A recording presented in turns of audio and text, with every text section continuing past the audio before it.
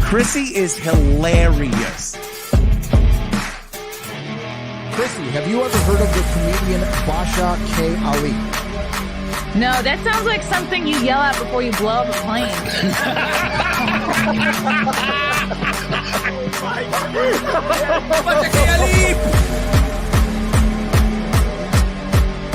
30 seconds remaining. But you know what, good thing to say, I dabbled in stand-up or something. I haven't been disrespectful to you at all. I was very confused by the title, Everything Everywhere All at Once, because that's also what we call it when Ash takes off his shirt.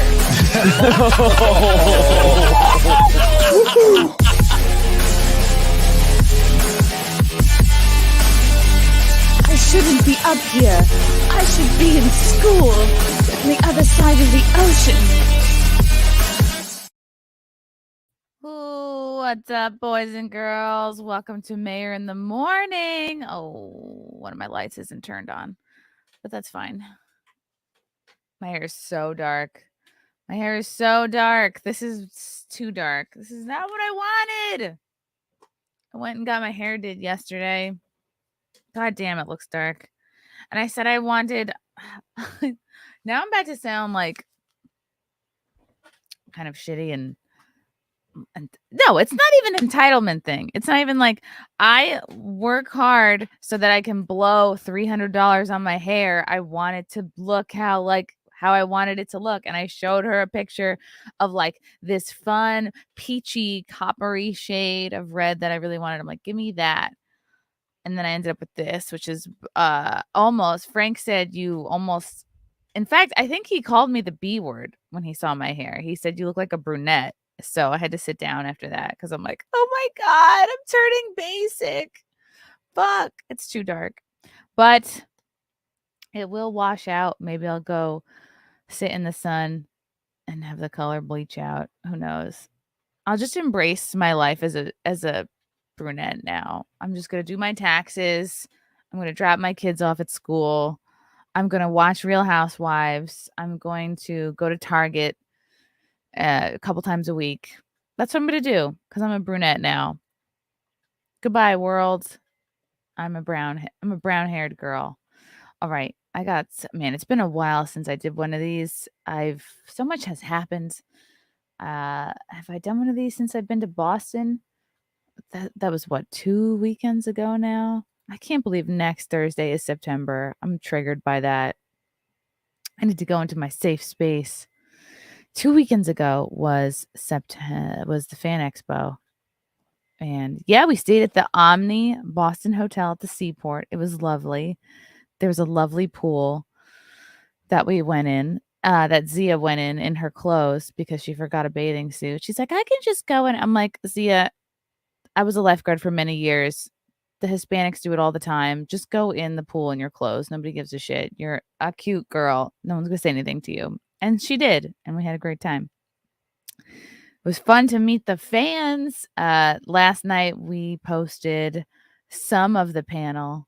And people were like, oh, this sucks. It's not a regular Simpcast that we had at the Fan Expo. It was just a panel. It was just, we're up there. We're bullshitting.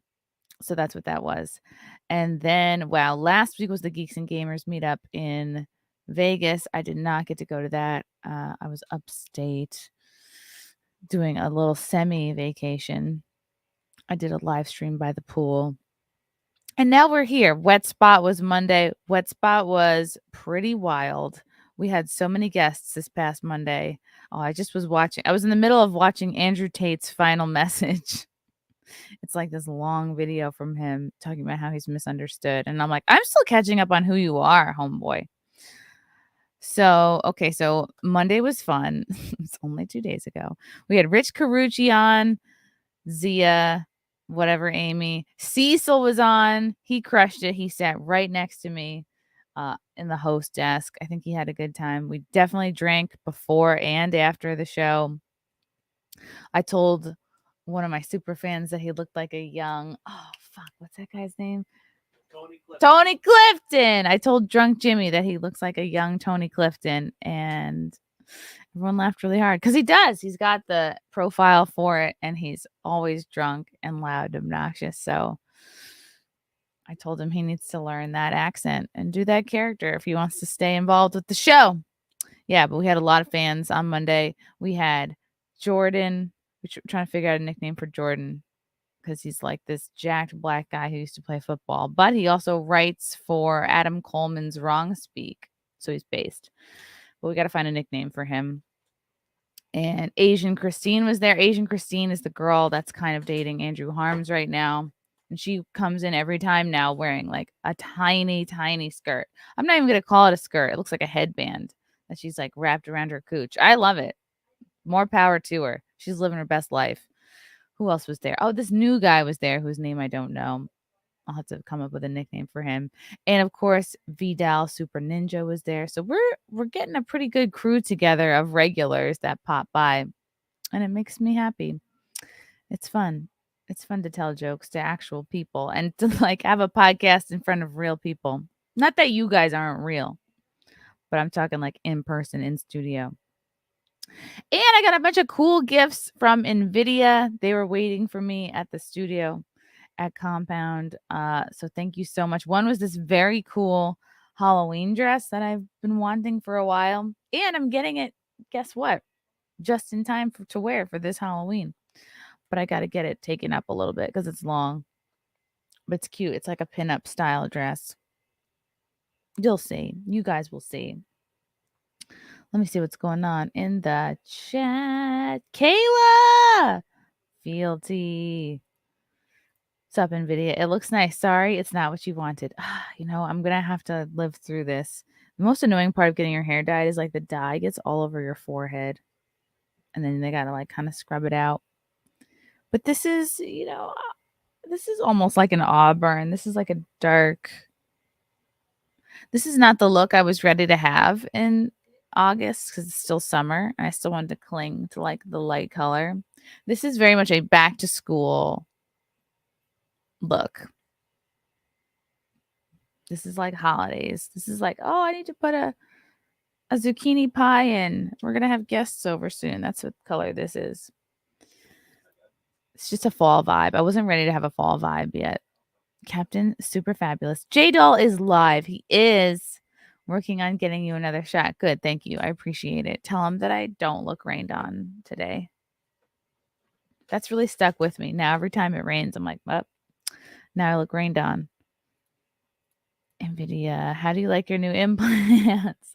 Whatever Amy gave us her old implants, she dedicated them to, I guess, Wet Spot. I don't know if me personally is who they are meant to go to, but she gifted them to me live on the show on Monday. And I still have them. I brought them home. They're in the other room, but they're like so squishy and fun. I couldn't put them down.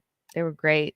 I understand why like women who are thinking about getting implants, you feel these things and you're like, these are great. But I'm going to stick with my regular boobs for now. Matthew Perkins. Morning, Chrissy. Looking forward to your chat with Liberty Doll. Yeah, me too. That's going to be today at 5:00 Eastern. Gonna chat with Liberty Doll. She's into guns. So we'll talk about stuff. And then I've got my buddy Sean Morton later tonight, I think at 9 p.m. So it's going to be good. It's going to be good.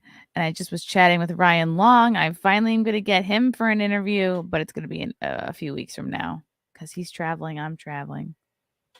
We're very busy. Yep. Chipicus. What's up, Chipicus? Raw milk is legal in New York State. Buy from a farm store. Chipicus. Okay. Thank you for the PSA. Are you guys all drinking raw milk? I don't think I've ever had raw milk. I have half and half. Oh my God. I didn't wash my mug since the last time I used it. Unclean. Me and Frank started watching this movie last night that I am like intrigued by. It was basically two guys working at a lighthouse. What was it called? Oh, I forgot. I fell asleep. Yeah, you fell asleep. It's like, I was like, oh, it was called Lighthouse. I was like, this this movie's gonna give me nightmares.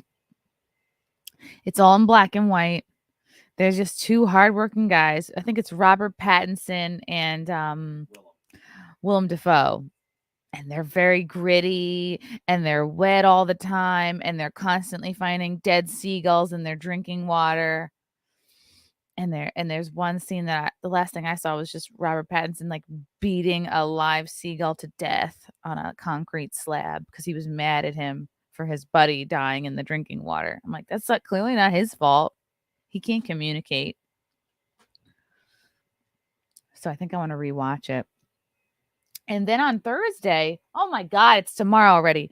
I'm going to be doing a stream with Critical Drinker and a couple of my ladies.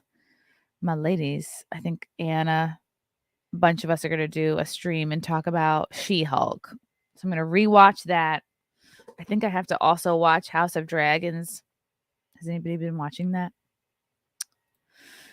Captain Super Fabulous. I told him you've been staying out of the rain. Good. Thank you. I don't know why the validation and acceptance of this random man who owns 3 sex dolls is so important to me, but it is. Oh, is that a picture of Ryan? Ryan with blush and a mustache. Next time, have Cecil do anal ring toss. I don't know if he's up to that. That I usually wait until someone's like 3rd or 4th or 5th appearance on the show. And I also think, who was the last one who did anal ring toss? Peyton Sinclair. She might have taken the ring toss set with her because it's kind of like single use. You know what I mean? You're not going to want to share somebody else's anal ring toss game. Or maybe you do. Maybe depends on your boundaries, I guess. Oh my goodness. My back hurts. I can't decide. Okay, I have a lot to talk about. I have so much to talk about. Yeah. This looks so much darker than the photos I posted yesterday. Alex Stein might be coming on in a little bit. Man, he's having not only a great month, but a great year. It seems every month he goes viral for something brilliant. Good for him. I'm so proud of my boy. I'm so proud of him. What happened? He got in a fight with Dave Portnoy, who I feel like I used to think Dave Portnoy was so cool. I was like, look at him. He's an entrepreneur. He's cool. He doesn't give a fuck. He eats so much pizza and doesn't gain any weight. How does he do it? Wow, what's his secret? He's so rich. They have an office in New York City. How many employees does he have? He's got, he still has maintained his obnoxious Boston accent. What's he doing? And then ever since, I don't know, he had some, I guess, sexual harassment allegations come out. And I just don't think he handled them in the way he should have. And now this with Alex. So I'm like out of sequence with this whole drama. I think I remember the first tweet I saw about it was Portnoy saying like, I'm actively rooting for this guy's demise. And I was like, what did he do to you? Like, is he doing pizza reviews? They joked last night on Main Event that Alex Stein should do frozen pizza reviews and call them like something else, not like One Bite, because that's his thing. Oh, I'm yawning. I'm trying not to yawn again. So I'm like, I'm still unclear how these two got into such a beef. I have coffee. It just takes a while to kick in. Deranged Lunatic. Have you ever considered doing a podcast with Christina Gomez of Strange Paradigm? I have never heard of her. It would definitely be different. She does paranormal, UFOs, etc. Yes, I'm interested. I'm going to write her down. Any types of Christines or Christinas or Chrissies get an automatic yes from me, except for Chrissy Teigen. Fuck her. She's pregnant again, and we're all supposed to care. I'm like, her publicist decided that they were going to follow her on her trip to Italy, put out photos, and make us all care that she's pregnant again. Let's see. Let's see if this one takes. Or, maybe if she needs public sympathy again, she'll do another miscarriage photo shoot. but I'll check out this Christina Gomez. I'll check her out. Portnoy represents a gambling site. Alex poked fun of gambling and investors got involved. If your investors are getting involved on your Twitter drama, like maybe they should stay off Twitter. I was so excited to see him trending. Like, look at him. He's got balls of steel and he got shout outs from Glenn Beck. Good for him. I think he'll be on soon. Let's see if it's still trending today. Any Portnoy, any Alex Stein trending? I sometimes wonder if what is trending for me is different than what's trending for like regular people. Because right now Nuremberg is trending for me, and unconstitutional, and LGB Alliance, and Gandalf, and Eric Adams because New York dirt. Wow, Biden is going to announce a long-delayed move to forgive up to $10,000 in student loans. See, why was I an idiot and worked hard and paid them off? I should have just left them looming. And what about the people who went to community college or, paid off their debt? It's kind of not fair. Can we just all get $10,000 and we can use it to do with it what we like? Pay off student debt, or, I don't know, get our hair fixed to be the right color. I don't know. What about that? That might be fun. All right. I'll wait for Alex. He's here. Oh my God. I'm here in the flesh. Let's go. The queen, my God, Chrissie. Alex. Oh my God. Did you sleep in that suit? You were wearing that last night. I wear it every night. I sleep in it. I walk my dogs in it. I shower in it. But luckily, well, I just heard you talking about the college tuition. So what do you think that we should do? I haven't even showered yet. I just walk my dogs, luckily. But my point being is, if we take away student debt, we're going to go give all these monies to these well, it's not just Ivy League schools, but all these schools that have huge endowments. I think we need to totally change the system and make school actually affordable. Yeah. But that's I don't know how much your college was, or even if you went. I went to LSU, okay. But did you get a swimming scholarship? What was yours? What was your deal? I did, but it was laughably small. Like there's no. I got a diving scholarship. I think it was like. Yeah, dive. You know what I mean. You always correct me on that. God, I apologize. It's the same shit. Like you're in the transgender swimming world, Alex. Mm-hmm. That's what I'm saying. See, I'm in the swimmer's world, so I get it confused. But yes, you're a diver, and you still have records. I had a really, I do still have records. Occasionally I do check the Fairfield University record website and make sure they're still there. I mean, that's such a loser move to do. That is such a like Uncle Rico out of Napoleon Dynamite. Like I could have made state. Like that's me when I check the records. Well, not really, because listen, so our high school football team, Highland Park, it's like an old team, and every year they have like end of the year awards. It's like the Fighting is Scott, or like the Forgotten Lineman is for the lineman that doesn't get a lot of credit because their name doesn't get called that much. Well, I won that award, and they have a huge display when you first walk into the stadiums, but they redid the stadium and they haven't put those awards back up. So I'm about to go up there and give them hell, because that's my claim to fame. My name is engraved. It's only a plaque like this big, but still, it's a big deal. They only have 3 awards. I think it's like Scout Team Player of the Year, the Fighting is Scott, and then the Forgotten Lineman. But my point being is, award was Forgotten Lineman.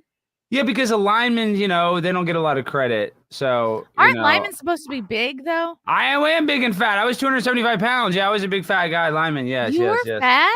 I was, and I still kind of am, but Dave Portnoy keeps calling me fat. But no, you're not. You look great.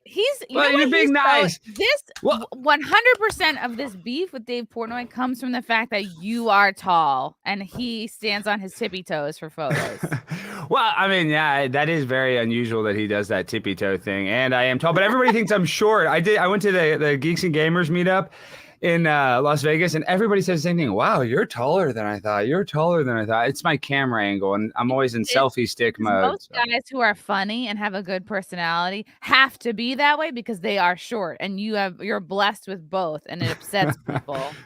I think it's just because I'm autistic. Okay, but we got to talk about this Dave thing. I really like your take too. Maybe he feels like insecure, and this is my point. As mad. He would be able, I think, to let it go if you were like. If you didn't have it all and you're younger than him. Well, it's very weird. So I had a mutual friend that my college roommate was his brother was friends with the guy that works at Barstool, or was roommates with the guy that works at Barstool. So I've known this guy, Ben Mintz, and like he's like this kind of big, fat guy, has like a lazy eye. He's actually a cool guy. I'm not saying anything bad about him, but he's like a character. He's like a Cajun character. If you had to do like Waterboy, right? He's like blah blah blah. Seriously, that's how I describe him. That's how they describe him. And I've considered him a friend. Well, Dave invited me on the podcast and then took me off and said, "Oh, I don't want to platform this guy. He's too political." It's like, okay, whatever. So he first booked you on his podcast and then Yes. unbooked you. That's how it started. Well, no. It started because this is how it totally started. So I had a video in Vegas where I just went and I, said that I lost a lot of money because they gave me too much alcohol. Really not even demonizing. You were complaining about Vegas sucking you in. It's the singing its siren song and left everybody doing the penniless. vaccine on Fremont Street, insinuating everybody's on fentanyl, and then how I slept with a transgender prostitute not knowing. And, they kind of cut me off because I had a whole thing about creating a transgender tracker. But by that time, that was kind of the end of my spiel. Did they recognize you? Everybody at the Vegas meeting? Yeah.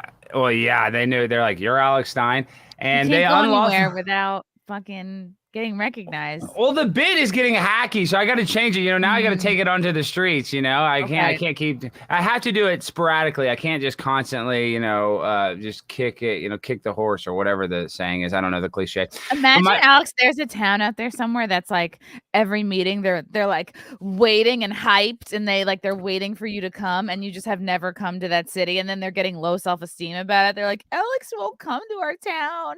Well, Colleyville, a town in Texas, one of the first towns that opened up during the pandemic, they begged me to come. The mayor is a huge Tucker Carlson fan. Wow. So they reached out to a proxy, to a person that's like local in their politics, and so I went and I spoke, and they all took pictures with me.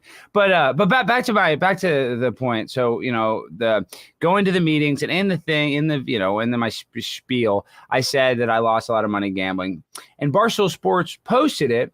It's like, and they didn't even post mine. They posted somebody else that screen captured mine and shared it. They even though mine got 1 million, this other guy's got 1 million too. They took it down after an hour, and I'm like, what the heck? I'm sick of this. They did that one time before with my content, and they said it was because of gambling too. But I think they realized that I'm political. And so I just tweeted, not even really trying to burn them. I said, it's cute that Barstool Sports, who's owned by Dave Portnoy, who's accused of the most heinous acts possible, is afraid to keep my content up. And really, I even kind of made it clear that he's accused of. I don't necessarily know what happened. There's 3 sides to every story: his side, the girl side, and the truth. But if you look into Dave, you guys can all look this up. You look into Dave sex tape. There's a sex tape of him, and I've had. We'll type in. Yeah, you can find it. Type in Dave sex tape, and he's choking a girl with a phone cord. It's actually kind of intense. Like I understand kind of rough sex, maybe like wrestling a little, but this is like, wouldn't like upgrade her phone, or maybe he was like, you got to get rid of this landline. Exactly. That's what he's anti-landline propaganda. Yeah. But pull it up. Well, don't pull it up on the screen, but you should look at it. It's only like 20 seconds. I think they got leaked, but he's doing a girl in what we'd call the doggy style position while simultaneously using a phone cord. Yes, and then she's like some Instagram thought, but this in the video. I think this is just talking about it. And she's pretty, she's cute. Yeah, she's like, this has to be my whole identity now. Like, this is what I'm known for. I have to embrace this Dave Portnoy 20-second sex tape. Well, and she does that, and now I can't really find her social medias. I think it's these people, they endorse it at first, and then they realize it's pretty bad. All of a sudden, like, you have family members and stuff that see it. And I think that I couldn't even find her on the internet. And of course, he doubles down on the sex. And listen, I'm not even hating that. He was like, I don't even want to act like I'm not the morality police. I'm the opposite of that. I'm actually very laid back. I'm a libertarian when it comes to a lot of my viewpoints. I'm not even some staunch right-wing conservative like he wants to call me. I really consider myself a populist, but that's neither here nor there. So Dave Portnoy, he has a reputation. Annoying? I got annoyed. I was on Real House Podcast doing a pre-tape yesterday at Gas Digital, and like Luis Gomez was calling me like right wing. I'm like, I think people who don't understand the nuances of everything are so quick to call you right wing. I'm like, no. He's like, oh, what do you mean? Would you vote for Trump again? I'm like, just because you vote for Trump doesn't mean you're right wing. I'm like, Trump is a populist, and like I was like about to explain to him what libertarianism is, and he just was like, no, you're getting too political. I'm like, you're a fucking idiot. Like, he's great, but like he doesn't understand a lot lot. Well, I just did Dave's show, part of the problem, and obviously Dave is very, politically schooled. He knows what the heck's going on, and I don't think Louis or Big J does as much. But my point being is, I think Louis. I don't know about Big J. I can't speak for him, but I think Louis would be anti-big government, you know. I mean, I think like he would actually have a lot of conservative type views. I'm sure he wants less taxes now that he's in a higher tax bracket. I mean, right? If he looked into it, it's just because these people think of these social issues. Like, the abortion one becoming a big deal, but people can still get an abortion. That's what bugs me is, listen, I don't like abortion. I think it's terrible, but people can still go get one. It's a state's right. So if you got to get on a Greyhound bus, you can't go anywhere. They're acting like you got to do it yourself now. Yeah, you can even get one in Florida, one of the most conservative states. So it's like, come on, go get on a Spirit Airlines flight and go to New York City and they'll pay for it. Starbucks will give you a credit for it.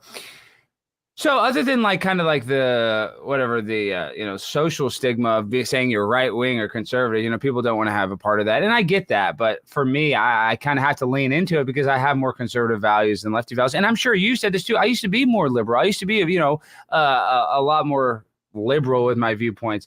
But at the same time, the left wing and the right wing are in the same berth. They both want to screw us in the butt with no Vaseline. Yeah. And not take us out to dinner first or anything like that. No. Okay, but back to the point. Okay. Dave. So I kind of, and I'm not even really trying to call him out. I'm basically just insinuating that the accusations, I didn't say, oh, you're a rapist, you're this. I didn't say anything like that. And I wasn't even insinuating that.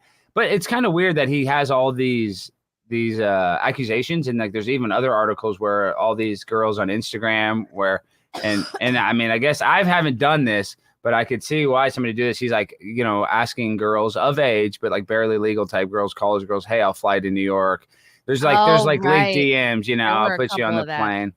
Yeah. And that is what it is. Like, he's a celebrity, whatever. I mean, come on. And he sees a pretty girl. He wants something, he sees something he likes. He wants it, whatever. But Alex, I can't wait till you're making enough money where you can fly women out to sexually harass them. Like, that's my hope for you. Chrissy, and I've been able to. A lot of girls have been very more receptive to me now that I have a following. But a girl that likes me, a girl that likes me, a girl that likes me for my following, like a cloud chasing girl, no. I mean, it's just not. I mean, come on, I'm such a loser. Not that I'm saying that I'm actually a loser human being. I'm just such a celeb. It's not like I would get it. I'm saying I would totally get it if I was Johnny Depp or Brad Pitt or Matt Damon or something. I get it, or Jim Carrey, some movie star. But the fact that I go to city council meetings and say that my wife's boyfriend got her pregnant, I'm just I don't have a big ego when it comes to that. So if girls throw themselves at me because of that, I don't really like it. And I want what I can't have. I kind of want to chase. You know what I mean? I want a little chase with. Gary says, Alex, get those phone cords ready. I guess they're looking at it. They're probably looking at the video. All you got to do is type in Dave Portnoy sex tape on Google and then go to videos, and you'll see. I think it's like 19 seconds. Play it without getting a slap. You can probably play the audio, but do not play the video. No way. Okay. So the allegations is that he's like had all this rough sex and called him a liar, but there's like videos of you on the internet having really rough sex. I mean, the choking and the slapping, the spanking. I this kind of goes a little. It just seems a little hardcore the way he's doing it, and I'm, a little perverted myself, so it's kind of saying a lot. But so Dave, I think that's a good lesson to you. Like, your profile is only going to grow.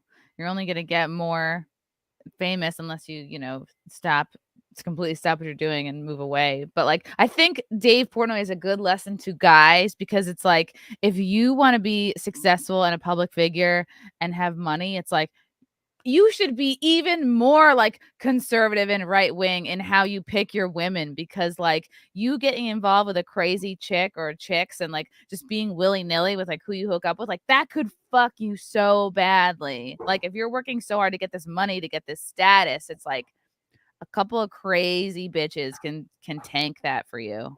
And sex is important. Everybody has like the carnal instinct for sex, but man, I can't tell you. And before I was even well known or anything, I've done bent over backwards to try to get laid, and it's just not. You know what I mean? And it just doesn't. You shouldn't be a simp. Even though I am a simp, I'm 100% simp. I guess when you're become bigger like that, you will subvert your morals or your better thinking. You'll use your second brain, as they say, in a moment of weakness. And so, it's just, you got to be extra careful. Okay. So Dave gets mad at me. So I just talk about this, and he's like, fuck you, we have to take this down. We can't joke about gambling. While simultaneously, they have like all ththese clips, all of his barstoolies, the guys that work for him, stuff. They're always like showing these degenerate clips of them online gambling, playing like $5,000 a hand. Where you can find it, and the guy's like, oh man, I better hit it. And then he hits, he's like, oh yeah, oh thank God. And like you can almost see they're not even excited. They're just, it is like a drug. And gambling is evil. And I've gambled and I've lost money. I haven't lost like a ton of money. But what happened was actually you should pull this up. I think it was like in 2014. There's a site called Help a Reporter Out. Put Alex Stein loses money with fantasy football. So this is how deep I was into gambling. Obviously, this story is totally fake, but this woman is like, I'm looking for somebody that's lost money from fantasy football.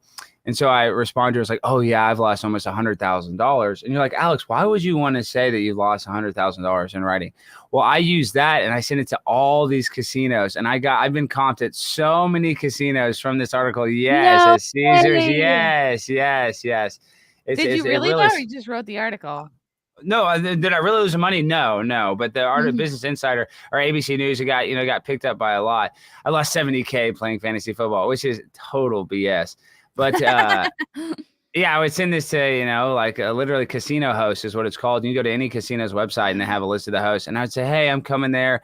Usually you have to go. Now there's sports betting everywhere, but usually be Vegas because there's sports betting. It's like, oh, I'm going to bed a lot. Can you comp me a room? And How they would. Did you learn that trick? Because I'm insane for the Ukraine. What are you talking about? I'm a used car salesman. I got every trick in the book. Amazing. That's a great. I feel like we learned something today. Yeah, well, I'll so tell you if this. I write an email to like the head of customer relations at the Bellagio and be like, you do a casino host. You just Google casino host. They all have LinkedIn's. They're very accessible. And then complain to them about how much money you've lost, and then they'll be like, come have a free room. Well, it helps if you have an ABC News story about it. But yeah, I mean, that's kind of, I would send in this article like, I'm not a lightweight. I haven't gambled at your casino. They do it on past gambling, but it's like, oh, I haven't gambled there. I'm switching. I don't like my time at yada yada yada. And dude, it's nothing for them to give you a free room, especially in Vegas. Like even the Bellagio, it's $200 a night or something. Like the 5-star hotels are basically $200 a night. So. And I talk about how I love the Dallas Cowboys. This is kind of the beginning of my troll. I've always been a troll, but my point being is I have been in casinos and I have lost, $1,000 in a night. I have been overserved, and when I say $1,000, there's been times where I'm up like $2,000, and then you lose that and you end up coming out, so you lose like $3,000, really theoretically. Holy shit! You should come gambling next time with Kumia. I would love to. I would love to gamble with Anthony. Like, I know. Me like $1,000. I ended up winning like another 1,700 just by like listening to him. Just by like, he'll sit at a table and he'll tell everyone at the table what to do, and we'll all win. It's fucking amazing. It's because he's been playing blackjack. He's been playing he plays blackjack, right? So he kind of knows. He can kind of subconsciously count the cards. Yeah. See, I play baccarat, which is a little more confusing, but it's kind of like either 50-50, either red or blue, player or bank. And I don't know. That's just a game I like to play, but regardless. So I've been in the casino. I've been overserved. So when I said this stupid speech, I talk about being overserved. I was actually trying to make a point, like with all my stuff, I am trying to make a point that I do believe that these casinos take advantage of vulnerable people. And I've heard horror stories. People go to Las Vegas and they come back and they've lost their ass. One of my favorite movies was with Chevy Chase, Vegas Vacation. I don't know if you ever saw that, the family vacation. I mean, that movie was my favorite as a kid, where he stays at the Mirage and he loses everything, but then Rusty, his son, wins it all back. I'm just saying, I love that movie. That's why I think I have a hard on for Las Vegas, but I was trying to call it out and be totally goofy. And then I also want to call out, have you been to Las Vegas recently, Chris? I haven't been since, have I been this year? I don't know. Wow. My memory's so shitty. Well, I think I hadn't been. I hadn't been since before the pandemic, right? And I'm telling you, the energy in Las Vegas was very dark and more seedy than normal. Just more homeless people than I saw. Yeah. Like usually it has like a good atmosphere. I was just like, man, I can't go anywhere. And the homeless people almost weren't even begging for money. It was like it was almost like they were all zonked out. It's like in New York City. I was just talking about this with my hair lady yesterday, because she like was in Brooklyn. She was moved to LA during the pandemic, moved back to Brooklyn. Now she's back in Manhattan. I'm like, tell me, you're in Manhattan every day. Like, how does it do you feel like how I feel? She said, yeah, there's more homeless people, but she's like, and I'm a tough chick, but I'm actually the homeless people are crazier. They're more outgoing. They're more aggressive. She's actually like afraid that she'll get attacked on the way to work because they're just like, before they were like low key homeless people. They just would be sleeping or like doing their thing. But now you're afraid you're going to get like, darted in the neck coming off the subway or something. Well, it's funny you say that because I was in New York not too long ago, but I had gone to California the weekend before that. California. Then the next weekend I went to New York, and obviously I saw a lot of homeless people. I didn't necessarily feel dangerous in New York. I was in like Union Square, kind of semi nicer neighborhoods of New York, but in Venice Beach in California, I was actually worried. I was like, what the fuck? I was like scooting. I wasn't running to my car, but I was power walking back to my car. Like, what the hell did this turn into? I just went kind of on a walk, and I didn't walk down the boardwalk. I walked like kind of this back way. You're like, I ran in a zigzag back to my car. Well, no, I went on a different street back to my car, and all of a sudden all these homeless people, and it's like starting to get dark, and I'm just saying they're very aggressive. They're walking around. And I'm just like, okay, all right. And it's not that they're homeless. Like and that's another thing is I'm conservative. I'm very empathetic. I think we should have social services to help people. I'm not like, oh, we shouldn't help people. I think that would be dumb. Yeah. But I don't necessarily think we should be a welfare state where we just let immigrants come and take advantage of it. Pay the student loan debt of homeless people. Yeah, if you're homeless, you should get your free college because they're using it. No, but I mean, all that's bullcrap. But at the same time, I read this article. I think that they said, I could be off of this. They said that the student loan debt is $1.7 trillion. And then there's another article. Is this a meme? They posted about how new supersonic airplane the military's developing, $1.7 trillion.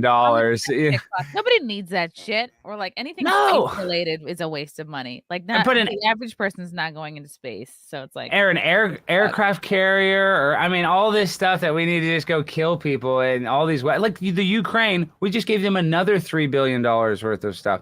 I mean, how much stuff are we going to give them? Yeah, are they going to pay us back? Are they going to do an IOU? Like what? Do we get to like vacation there for free? Like what's that would be good. Well, and that's all these guys like, the Ukrainian women are so hot. And I'm like, I don't think they're coming to America. I think they're going to like Germany or other countries. I don't even think they want to come over here. What do you think of the theory that like this is all a huge like a money laundering scheme, and like the Democrats are just hiding like billions in the Ukraine so that when they get ousted from power, they can just go get their money that way?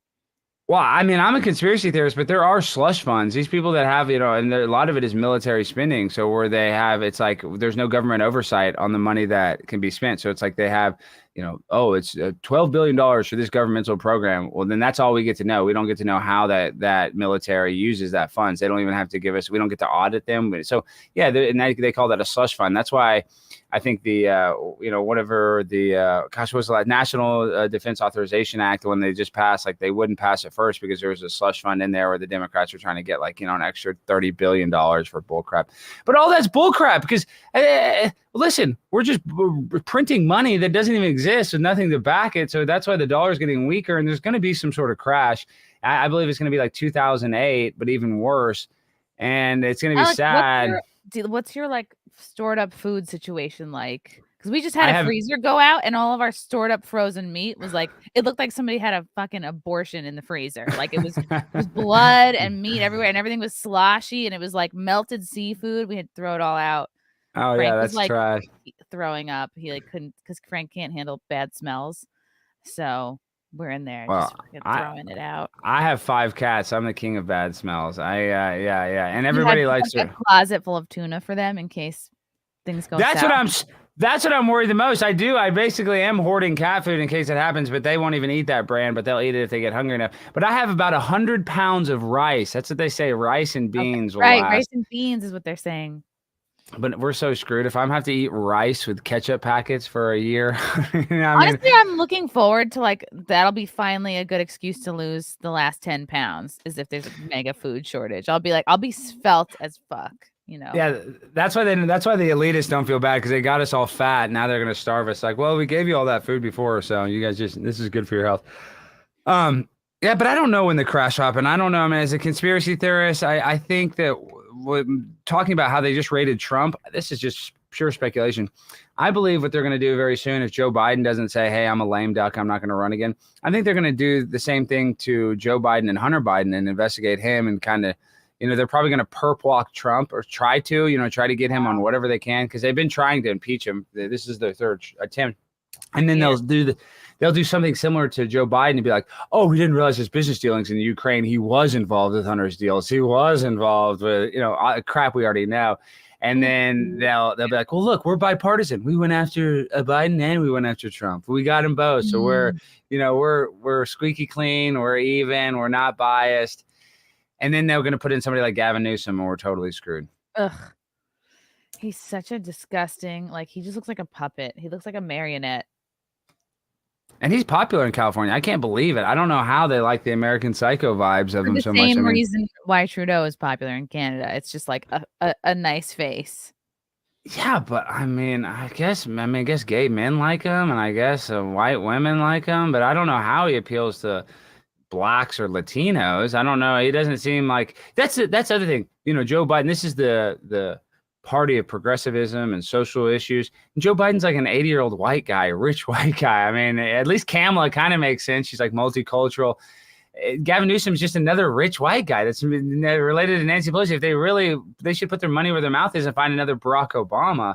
Yeah. But Barack Obamas aren't growing on trees. So, they just can't find one, and Barack Obama, I believe, is still the president in some sort of fashion. He's still calling the shots. You got to pull up this video. Barack Obama says, maybe Michelle Obama could detransition, run as Big Mike. Boom. There we go. Because all the people that said, oh, I wouldn't vote for a woman, now all the conservatives are like, I ain't going to vote for Hillary Clinton. Now they're going to vote for a man, Michelle. But there's a video. I don't know how long. It probably pop right up. But you type in Obama, like shadow president or Obama basement president. It's just a quick clip where he talks about, in this clip, he talks about how he would prefer to just be in the basement. This clip is epic. Yeah. And he just says, oh, yeah, I would rather just like to have an earpiece in and, call the shots. And I think that's kind of like what they call predictive programming, or they kind of show they tell you what they're going to do. Yeah. They do that for their karma. That's why they're giving us all these clues that, oh, there's going to be food shortages, and there will be food shortages. And they'll be like, well, we told you there's going to be food shortages. Every plant in America, has been shut down. So that's why their karmutic law, or whatever it's called, their karma is not bad. It's called natural law, where if basically, like, an example of it is, if there's a bear trap in the woods, let's say you're stuck in the woods and they put a bear trap out there, all they have to do is tell you there's a bear trap somewhere. They don't have to tell you where the bear trap is. They just have to tell you there's a bear trap here somewhere. Good luck. Have fun camping. You step in it. It's on you. Oh, here it is. Oh, here's that video. It only took me 45 minutes to find it. Okay. No, that was pretty quick. This video is very telling. I've said this before. People would ask me, knowing what you know now, do you wish like you had a third term? And I used to say, you know what, if I could make an arrangement where I had a stand-in, a front man or front woman, and they had an earpiece in, and I was just in my basement in my sweats, looking through the stuff, and then I could sort of deliver the lines, but somebody else was doing all the talking and ceremony. I'd be fine with that, because I found the work fascinating. I write about the even on my worst days, I found puzzling out, these big, complicated, difficult issues, especially if you were working with some great people, to be professionally really satisfying. Oofers. Working with some great people. Literally pedophiles and freaks are the great people. Literally the worst people. So what he's describing is actually this kind of a situation. Like, he is the brain, he's Krang, and then Biden is this fleshy body that he's controlling, except it's an old, decrepit man. That you're not wrong. And notice how he does it on CBS, on Stephen Colbert's show. Basically one of the biggest shows possible. It's not like he hid that. He didn't say that in just some Rolling Stone interview passing. Like, that was like prime time, late night TV on the biggest stage. Yeah, he's telling everybody what he's gonna do. And this is who is this right here? Is this the FBI? Yeah, that is the no. That's yeah. I guess the CIA, and that's the other thing. They hired 87,000 IRS agents, enough to fit in a football stadium, and they're going to go after people making under $400,000. And this is what they predict, that through audits they'll get about $20 billion in back taxes. $20 billion. Yeah, we gave $100 billion to the Ukraine. So I mean. The American people, we cannot do this. We cannot live in a society where if your Venmo account, if your mom Venmos you $700, she has to report that.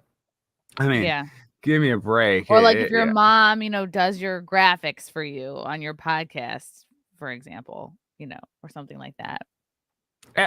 They should. What, does your mom do your graphics on your podcast? No, she's dead. She's dead. Oh yeah, I knew that. Well, I was confused. What's the reference though?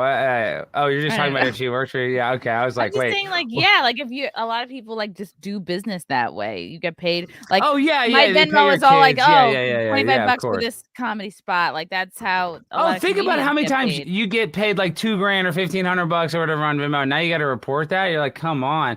That's ridiculous. I mean, it's ridiculous. They got to report a $10,000 cash withdrawal, but that's not going to change. That's been in the books forever. This is on top of people already setting aside money for taxes, which is what I'm going to start. What I am going to start doing, because it's like I'm now this year making the transition from like regular day job to whatever this is. So, yeah, it just feels like a way to shake down the middle class. It is. No, it 100% is. And I forget, it's like U173 or something, but there's, I know. I was just confused about the reference. My mom's dead too. We're in the Dead Mom Club. And that's the other thing, Chrissy. All these people are like, tweeting about my dead mom. I don't know. You probably don't get as much hate as me because I don't know. You're controversial, but maybe not as controversial as me, obviously. I could be more. You could be. Yeah, you choose not to. You're smart. But do they come after you about your dead mom? They come after me. That's really been happening a lot. No, like, really, just Ethan Ralph was the last person to come after me for my dead mom. He's like, your mom. What did Ethan say about your dead mom? His mom's dead too. I remember that fight. You had him on the show. I laughed at him for letting his mom like take an Uber or walk out in the summer heat to dialysis or something. And somebody had super chatted about it, and I didn't know the backstory, so I laughed, and he like took that like I was laughing at his dead mom or something. When everybody takes it. I think it's because you're an attractive woman and guys don't like to get emasculated or something. I don't know what it is, because you totally screwed up Stuttering John. I mean, and like you saying you dabble in comedy, he's not on the road constantly. You said it right. Like for him to take that as such an insult, it's like these guys are insecure. And the way he talks to other female guests now, I'm like in Dabblers Anonymous or whatever. I see all the clips. Do you want to watch? I was going to talk about Stuttering John if you want to watch the clip with me. Oh yeah, please. I'm a Stuttering John. And I go back and listen to all the old Howard Stern. Howard Stern sucks now, but I listen to a lot of the stuff like when he was on the show back when like the E channel. I listen to that not every night, but every other night I'm watching old just for the nostalgia, just because I missed a day where he's throwing baloney on girls' butts and it wasn't politically correct. So this is a clip. This is pretty funny. God, I've seen this. Like, yeah. It's easy to call Disagree with kindness. Stupid, he has such a basic misunderstanding of the English language in this clip. So he's on with Tiffany Bond. I guess that's who this lady is. Let's see what they. So I try to have compassion for folks. Is she an OnlyFans model? What is she? She must be on OnlyFans. Yeah, I have to. Yeah, she's on OnlyFans. Landing's coming. It's going to be pretty hard. It's been a long time since I got suckered. Turn up a little. Last time I got suckered was probably a boyfriend when I was a teenager, but I think all of us have been suckered at some point in time. So I remember how awful that felt when it happened, and I remember how good it felt until it got to the end, and I remember everybody telling me I was being a jerk about it. So I try to have compassion, since I once upon a time was that person, though perhaps for a slightly less enthusiastic way and probably a lot less time, and I was a lot younger. Sounds like a teacher. But I try to disagree with Grace, and I know that is not everybody's cup of tea, but I think that's something that you need in somebody that is representing a really diverse group of people, and Maine is very diverse. Try and disagree with what? Disagree with Grace. With Grace. With kindness and politeness. He's like, who's Grace? You disagree with kindness? I try. I mean, that doesn't mean that I change my opinion or I'm a Why does that shock him so much? I use a little. He is misunderstanding her. he thinks that she is saying you A disagree grace a with person. kindness as a concept.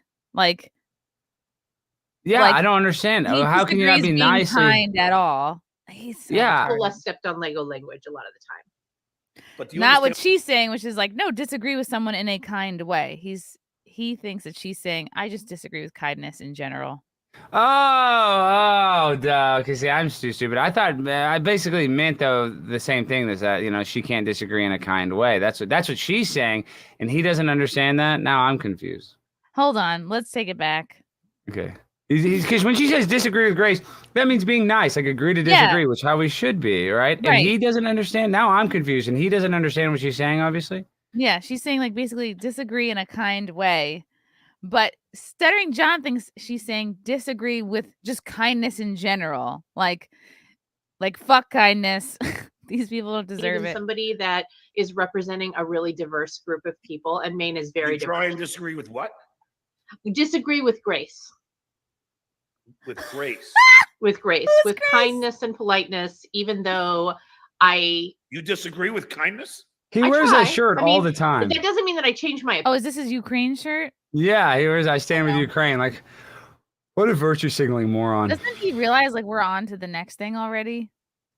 No, I wonder how many vaccines does Stuttering John have? Probably none. He doesn't take care of his health. very Really? well. You don't think so? I think don't he has know. all of them.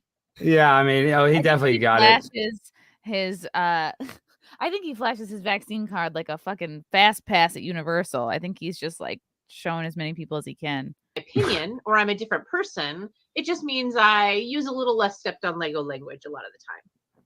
But do you understand what you just said? You disagree with kindness. I think you can kindly tell somebody that they're really effing wrong. So in other words, you agree with being kind. Right. Yes. But you just Yes, said I'm disagree kind with in my kindness. disagreement. What? I'm kind in my language choices when I Sure. disagree. Now, And you'll see that on Twitter. You'll see me interact with people that are very toxic to me, and I'm happy to have a conversation. I'm just not going to go down their Sure. rabbit hole. okay, I get it. Now look, let me say thank you to Mark Safe from being rated Baja King for the $5.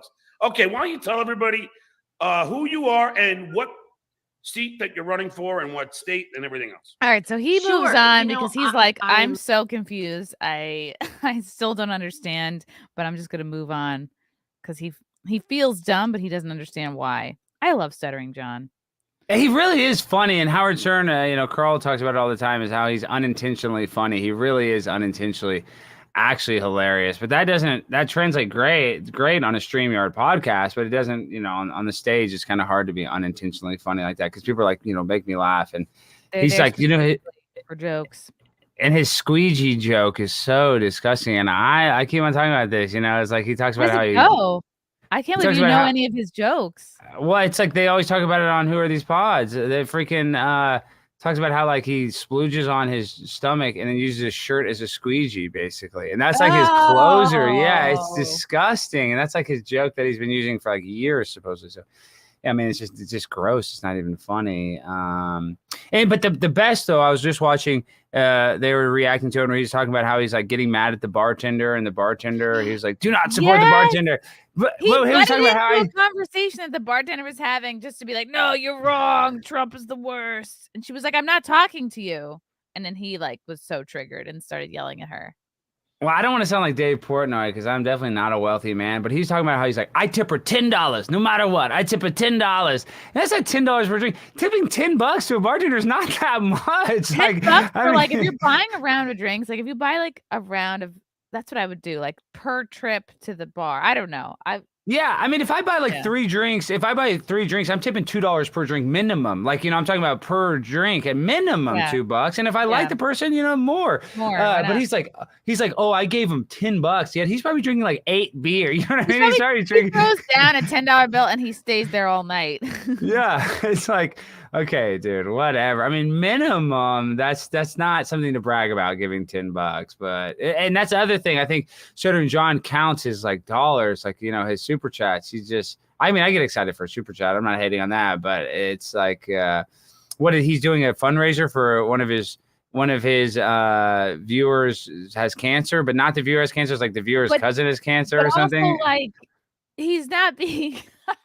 transparent. Like, we're not seeing how much money comes in. We're not seeing how much is going to this charity. Like, it's when you say, oh, all the money is going to, I feel like that's a little illegal to like take in your own money for a charity instead of just being like, here's the link or here's the GoFundMe. Just make a GoFundMe. Yeah. I mean, Chrissy, just make a GoFundMe. You can be the beneficiary of the GoFundMe.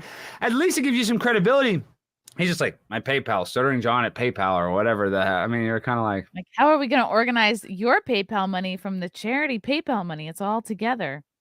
But the best own I had of the year, not that I've been owned, I've been up, I've been down, but I went to DC for 3 days and I trolled AOC. I did, I didn't just rip off his idea, but he went there when they're not even in session, and I'm going back in September.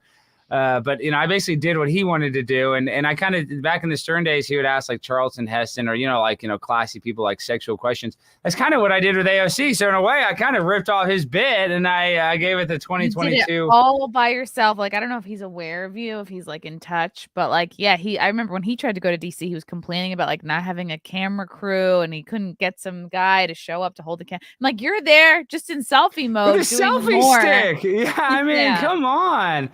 And that's the other thing, Chrissy, and I'm sure, you started Compound, they have a crew, but if you really want to do it, you have to do it on your own. Like, you have to, that's why you had to learn how to do StreamYard. You have to learn how to edit. You have to learn how to do all this. If you really want it, like you want it, you realize, hey, I don't want to just be a 9-to-5er. I really want this. So I had to learn.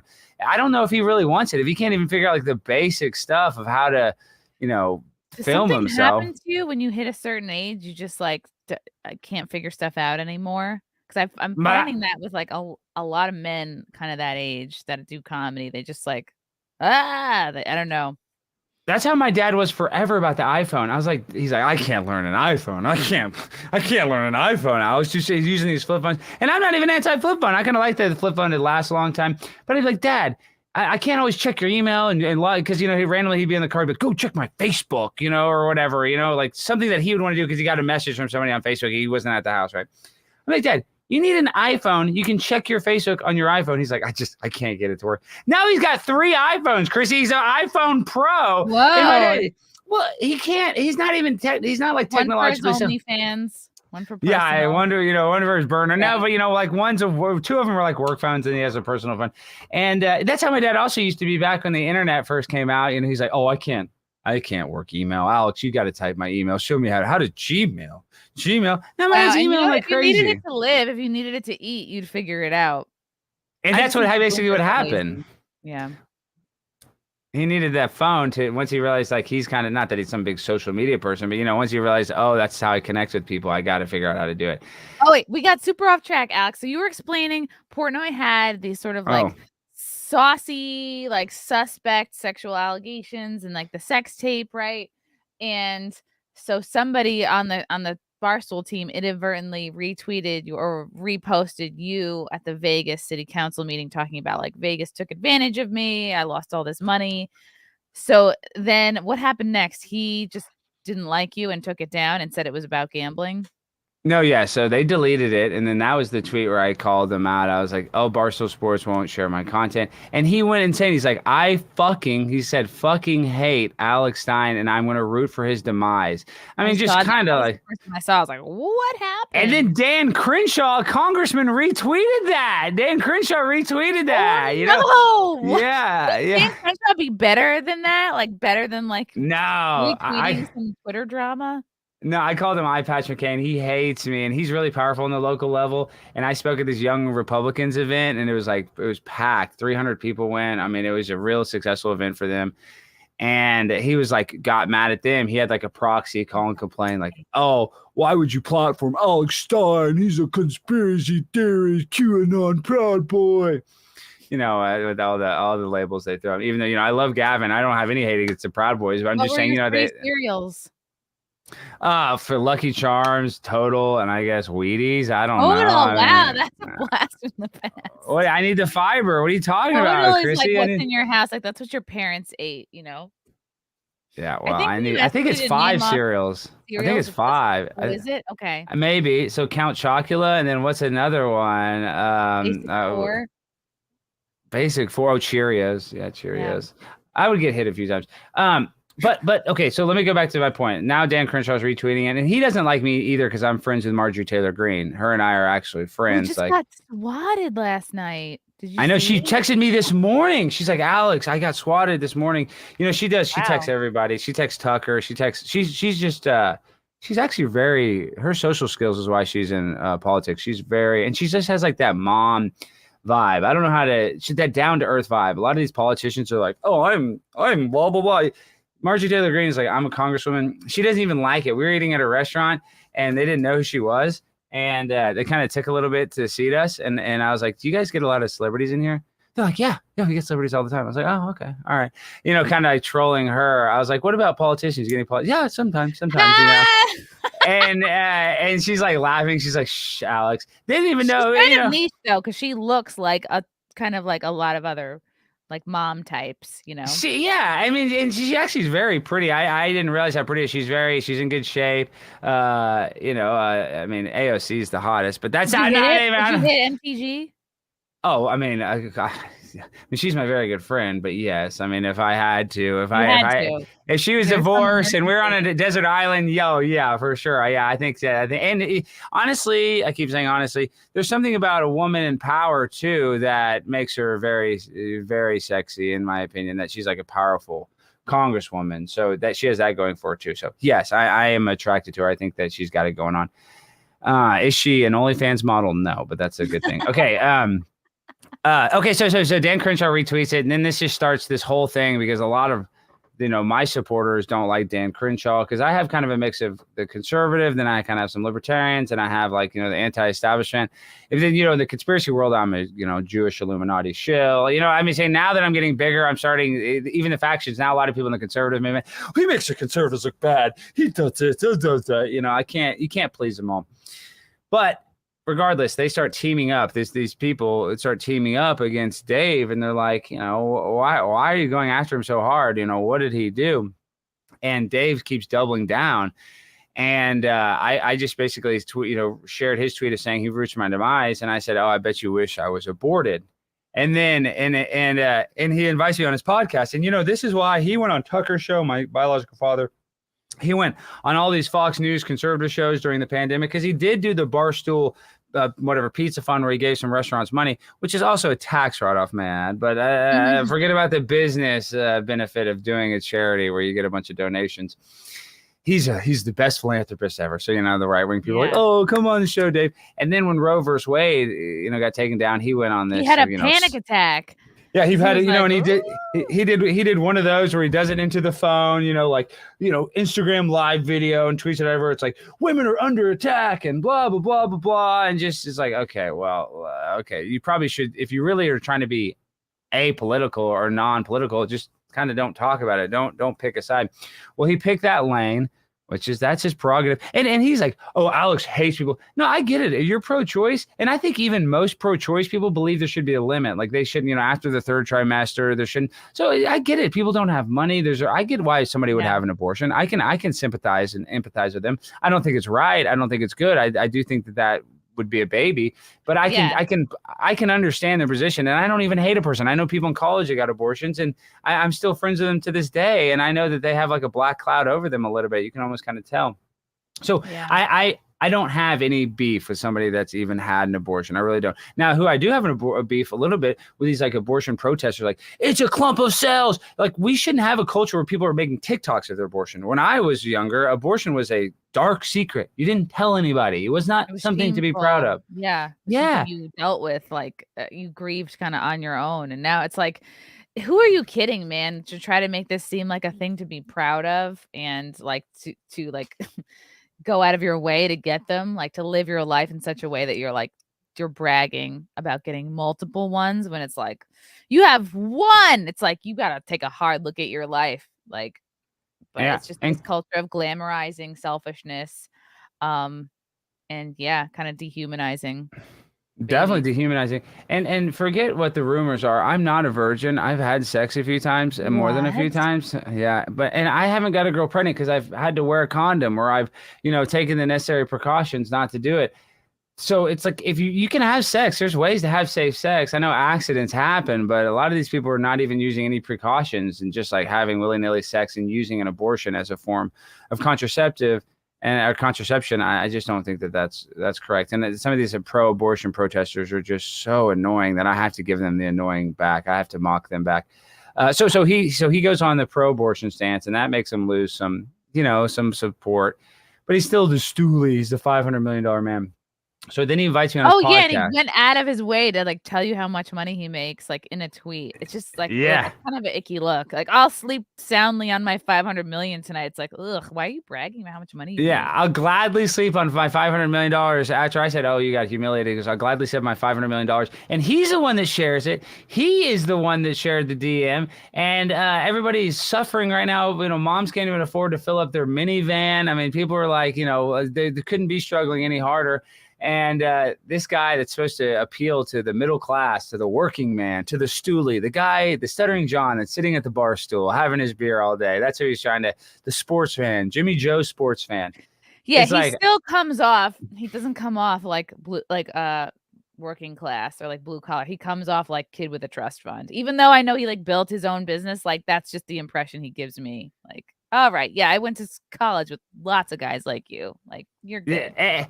And that's funny. So this is what starts it. Then he invites you on his podcast. Then there's like, this is from, I'm finding this out later, like the Eddie Barstool, the guy that kind of like hosts his podcast, that kind of runs it, the guy kind of bounces off on the Dave Portnoy show. He sends him the video where I go to the Texas State Capitol, and there's these 18-year-old girls that are sitting there, and they look young. Obviously 18-year-olds look young, and they're sitting there with their little signs, and I'm just nonchalantly knocking their signs over. I'm not even being rude. I'm just like, you guys, knocking over. Yeah. I think it's funny. Yeah. It's just like, it's not even a bit. Yeah. It's just tapping the signs. This is the center of the Texas State Capitol. Like, they're being annoying. They're doing a sit-in. So you can't walk, they are taking up space where they're not supposed to be. They're peacefully protesting, so they're allowed to do that. But it is a little annoying if you're visiting. Like, there's parts of the Capitol you couldn't take a picture. You couldn't take a picture on the center of the Capitol because these people are occupying that space. So I knock over their thing, and Dave's like, oh my God, this guy's the biggest piece of shit ever. What a piece of shit. And that makes everybody's like, well, there's all these people like, well, not really. It's kind of funny. I mean, it's a little cringy, and I get it. Dave, it's okay. I flied those women out so that we could do this together. Yeah. Well, Well, my point being is he gets so mad. All of a sudden now he's like, Alex Stein's a right-wing political wing job is what he calls me. So I can't have him on my podcast. Yet he just had like Andrew Tate, which some stuff I like about Andrew Tate, some stuff I don't. There was like a video of Andrew Tate saying that he would get like the webcam models, and he would be the one typing on the computer, like the sexual stuff. Because he said the women weren't good at typing. Yeah, you can look at this video. So I think that's kind of gay. Fascinating. Yeah, that's a little bit like a kink. Yeah, like he gets off on like exciting cyber sexing dudes. That's why I don't like any Obama of that. Obama with this shadow presidency. Yeah, he's a shadow slut. And with that thing, it's like I have friends that are predator poachers. Alex Rose and my buddy Cassie's doing it, and I can't do that because they have other people that do it too, where they have to sit and entice the pedophile and like basically cyber sex with the pedophile. I could never do that. That's why I just into it. Yeah, ugh. I can't. Right, and I use a real young kid for that. That's I can't do that. I mean, I can't. I mean, when I was in like middle school, I remember AOL. We do age, sex, location, and that's I stopped doing that. Yeah, that was fun, but I stopped doing that as soon as I got to whatever high school or whatever. But okay, so he posts that video. Then he uninvites me. So then I tweet, "You're scared to have me on." So now people are like, "Oh, you are scared. You're anti-free speech. Why won't you have Alex on?" Because I got the DM showing that he invited me. And then he shares his DMs that are like, I got $500 million. And he put this like laughing face emoji where he tweeted it. He said, I sleep gently on my $500 million. And the next thing I go, that you made from getting children addicted to online gambling. And then he's like, boom, I got you, like insinuating that I'm like in some legal battle for saying that. And, I meant like metaphorical, like young people, not maybe some kids when they're under 18, they're getting, advertised to it and they want to do it when they're older. But my point being is like, he built this empire that was a cool media company. And now he's owned by a literal gambling company that he admits that that he is owned by, that he's an employee of. That's what he says. He's not necessarily the El Presidente because they're the reason why they took the video down. Wow. And he's like doing laughing face emoji. And that's when like Mike Cernovich, all these people got involved because he's being sued for a crypto scam. He's being sued for some other stuff. He has some other allegations against him. And that's when the people, like a lot of people on the right were kind of iffy to be on my side. But once Dave said all this really cringy stuff, they're kind of like, how can I support this elitist asshole? And then on top of that, the next day he comes up with some freaking lame, press release talking about how he's like the last American hero. I mean, you should pull it up. Is this a joke? Yeah, I'm gonna pull it up. I mean, it's so terrible. The font on it is so gay too. I was like, the top font, like his stationary font. Let me pull. Oh Lord. And then I made Dave short circuit. Yeah, let me pull this up. Well, and I just pulled up his Twitter just to check. He hadn't been tweeting today because we're kind of in a Twitter war. And he's like, there's a hashtag wealth is trending, and he goes, "Mama, there goes that man." So like he's really leaning into I'm pretentious rich asshole. Oh wow. Team Portnoy for immediate release. Our country, this is so crazy. Our country is falling apart. It seems every day we're at each other's throats, screaming our opinions into our own personal echo chamber, looking for validation that we're right and ignoring anyone who stands in our way. I'm going to just like skip to the part where he talks about you. Yeah, saying some are beginning to call Portnoy the last true American. It's like, are you for real, buddy? Like, how can we take this seriously? While we're not looking for any such praise, we must admit they do have a point. Why? Because he stands for what's right no matter what and never gives into the hive mindset. So this is like prompted by he's feeling triggered, like he's a sellout, like he's owned by this larger gambling company. So he's like, oh man, I'm so jealous of Alex. Like he's not bought and sold. He's doesn't answer to anybody. I'm sure that's what he's jealous of. Like, oh yeah, I mean, he give more freedom. Yeah, he doesn't like it because in one of his tweets, he's like, whatever you do, whoever you do it for, like, I have to be doing something for somebody else. Yeah, that's projection because that's him. Yeah. That's his life.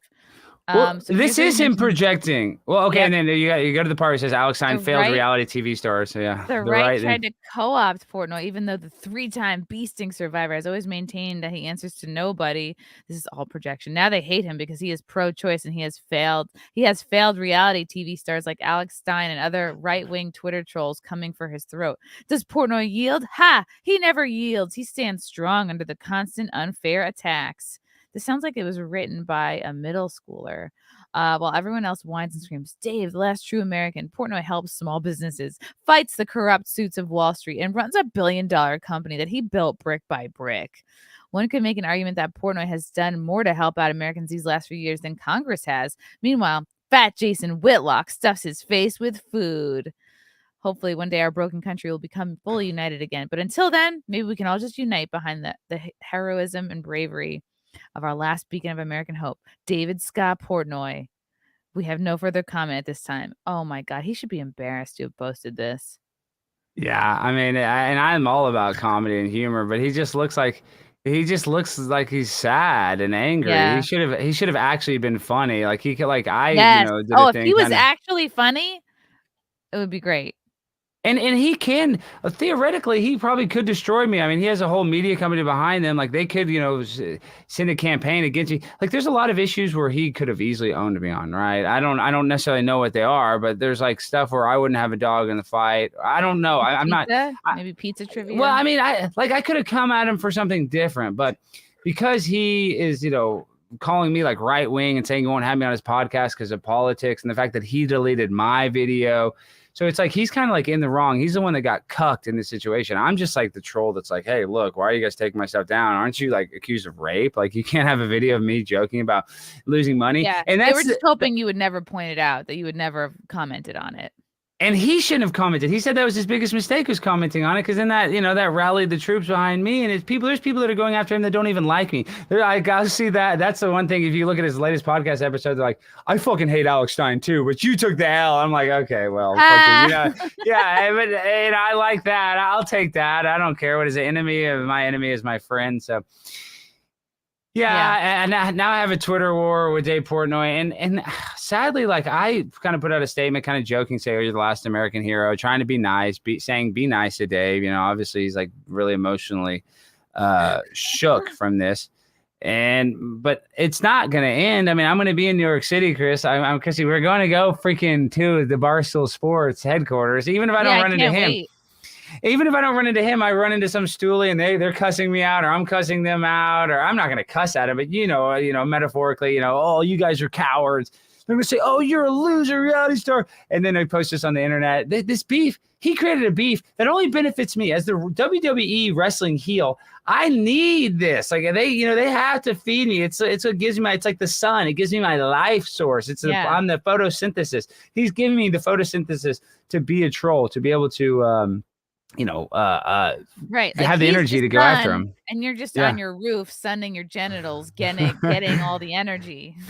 Exactly right. I'm doing the butthole tanning. That's the new thing, or whatever. Perineum tanning is what they call it, I think. I swear, like, I follow 10 Instagram accounts. They all talk about sunning your genitals. I'm like, all right, I guess I have to start doing this. I think they have a point, because they say those nude beaches is ever good. I need to start. The thing is, mine's not that big. I hope the sun can find it. You know what I mean? I don't know. I got to get it at the perfect angle. If I could block it very easily.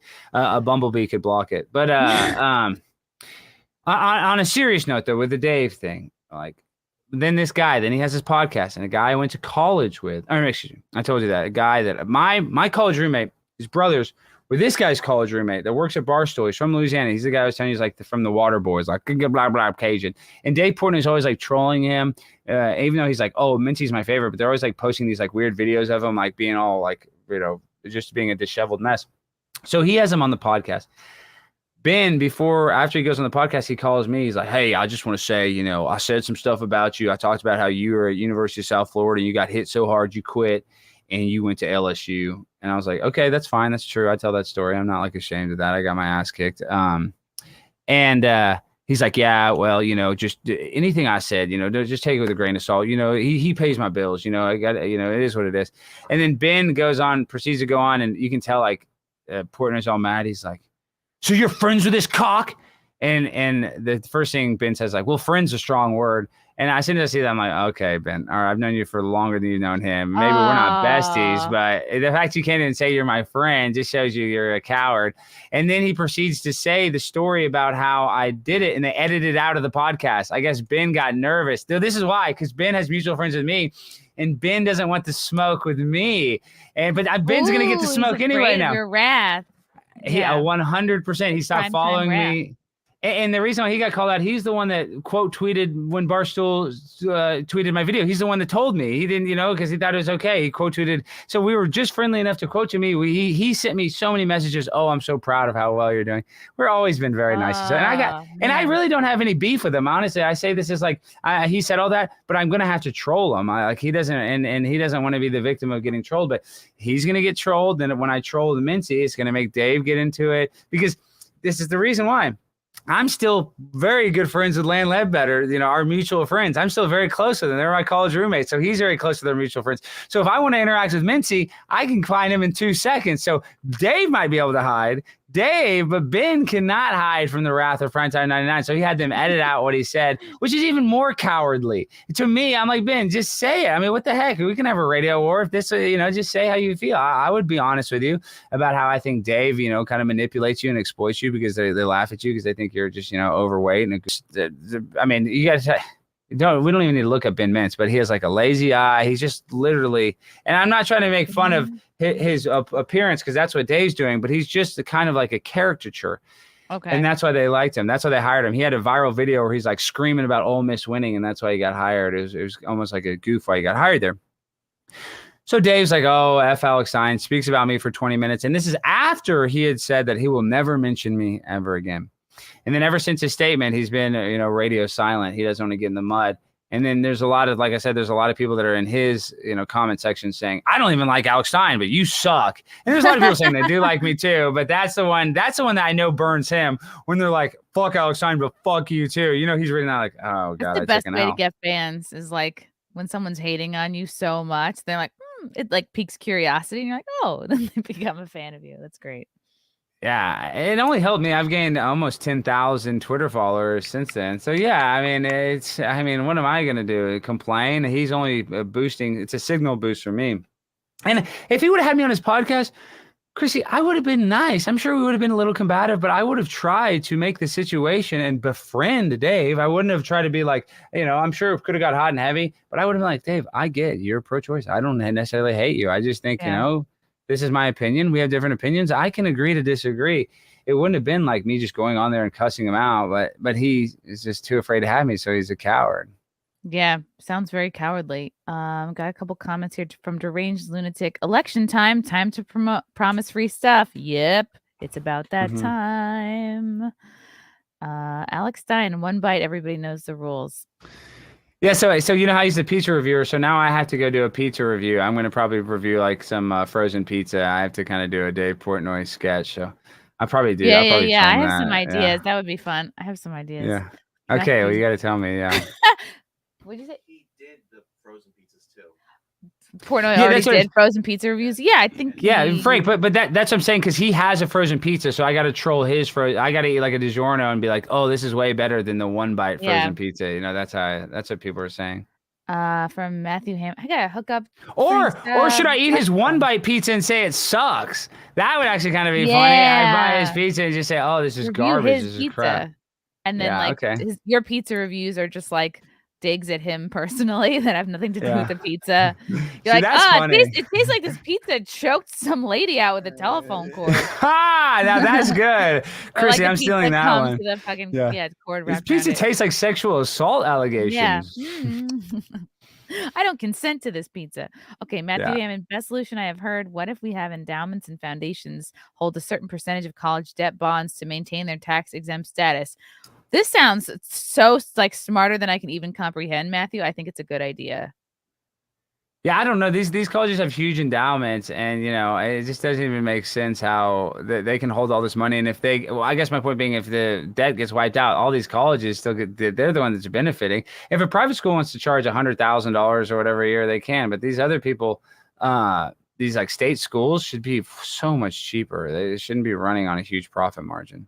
Yeah, absolutely. They should be taking care of the debt, at least for their own people.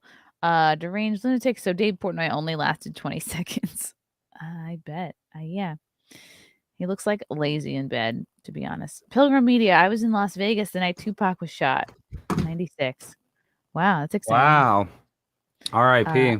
Alex, you would make a great trial attorney. Oh, yeah. Don't say that. It's a sore spot. My dad still says I need to go to law school every day. He even said that. Even I signed the day all of that, I'm working at the Blaze. Well, can you go to law school while you do that? I'm like, he still bugs me about law school.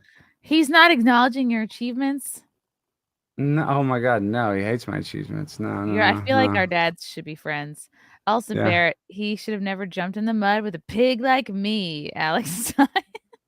That's a fact. You get in the mud with a pig, you're gonna get some shit. Yeah, Tell you're me gonna about get some. the Blaze. I saw you posted your picture is finally up on the wall. That's very exciting.